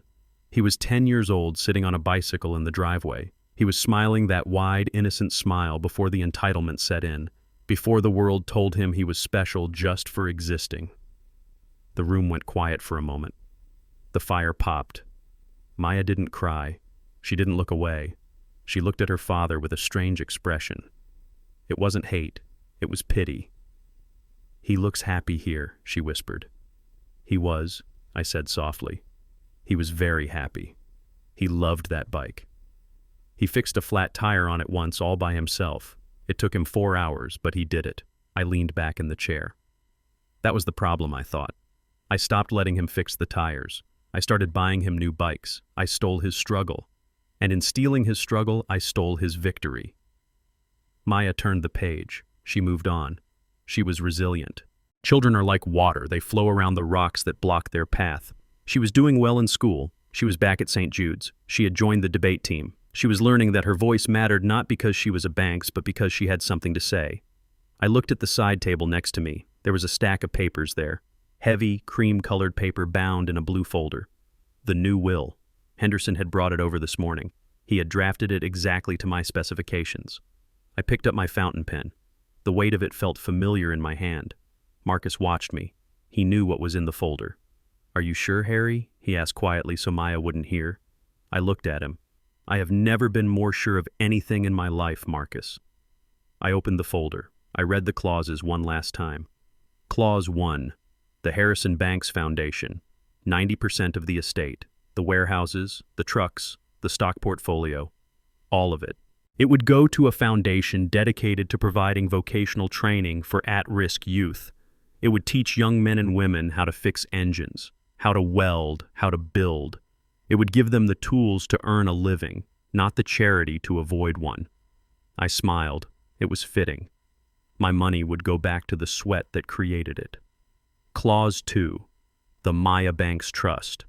I looked at Maya.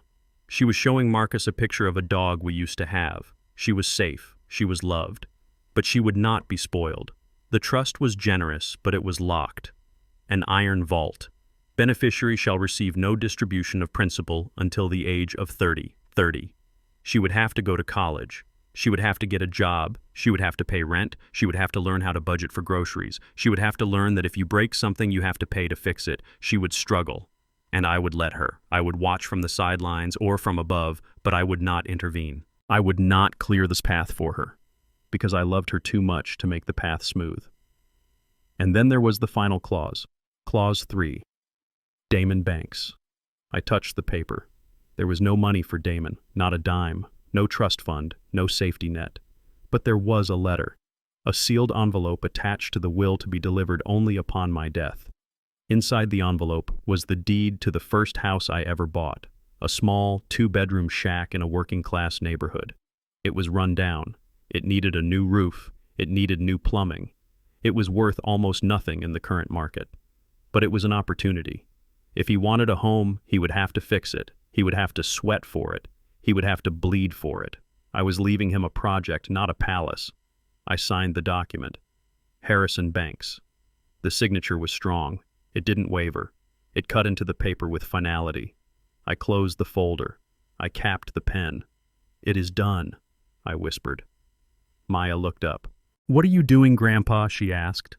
"Just some homework, astronaut," I said, putting the folder away. "Just planning for the future." She stood up and walked over to me. She wrapped her arms around my neck. She smelled of vanilla shampoo and rain. "I love you, Grandpa," she said. "Thank you for bringing the piano back." I squeezed her tight. "I would bring the moon back if I could," I said. "But the piano is easier to tune." She pulled back and looked at me seriously. "You know," she said, "I saw Dad today." My heart skipped a beat. I tried to keep my face neutral. "You did?" I asked. "Where?" "He was at the bus stop," she said. "Near the library. He was wearing work clothes. He looked dirty." She paused, biting her lip. "He saw me on the bus," she said. He waved. I held my breath. "And what did you do?" I asked. Maya looked at the fire. "I waved back," she said softly. "I didn't get off the bus. I didn't call him. But I waved." She looked at me. "He looked tired, Grandpa. But he looked awake." "Does that make sense?" "It makes perfect sense," I said. I looked at Marcus. He raised his glass in a silent toast. Damon was out there. He was sleeping in a shelter. He was scrubbing cars. He was tired. He was hungry, but he was awake. For 40 years he had been sleepwalking through a dream of wealth I had created for him. Now the nightmare of poverty had woken him up, and in that wakefulness there was hope. I didn't know if he would make it. I didn't know if he would fill the blue book I gave him. I didn't know if he would stay sober, but that wasn't up to me anymore. I had released him. I had set him free from the crushing weight of my expectations and my enabling. I looked at the window. The reflection of the fire danced on the glass. I was 72 years old. My knees hurt. My back ached. I had lost a son to greed and found him again in the gutter. But as I sat there with my best friend and my granddaughter in a house that finally felt like a home, I realized I was the richest man in the world. Not because of the bank accounts, but because I finally knew the difference between value and price. I reached out and took Maya's hand. "Come on," I said. "Play me something." She smiled. She walked over to the Steinway, the piano I had tracked down and bought back from a pawn shop for 3 times its value. She sat on the bench. She placed her fingers on the keys. She began to play. It wasn't a sad song. It was Debussy, Clair de Lune. It was complicated and beautiful and full of light. I closed my eyes and listened. The music filled the room, pushing away the shadows. I had built an empire of trucks and ships. But this music, this girl, this peace, this was the only legacy that mattered. And this time I was going to protect it the right way, not with a checkbook, but with the truth. We spend our lives trying to give our children everything we didn't have, but in doing so, we often forget to give them what we did have: struggle, resilience, and gratitude. I built a shield of money around my son, thinking it would protect him, but it only suffocated his character. It turned him into a monster who saw his own father as an obstacle to his inheritance. Betrayal by your own blood is a wound that never fully heals, but it clarifies your vision. It taught me that legacy isn't about what you leave for someone, but what you leave in them. I had to break my son to save him, and in the ruins of our relationship, I found the strength to build a better future for my granddaughter. If this story resonated with you, please hit that like button and subscribe to the channel for more stories of justice and redemption. And tell me in the comments, do you think I was too hard on Damon, or did he get exactly what he needed? I read every single comment. See you in the next video.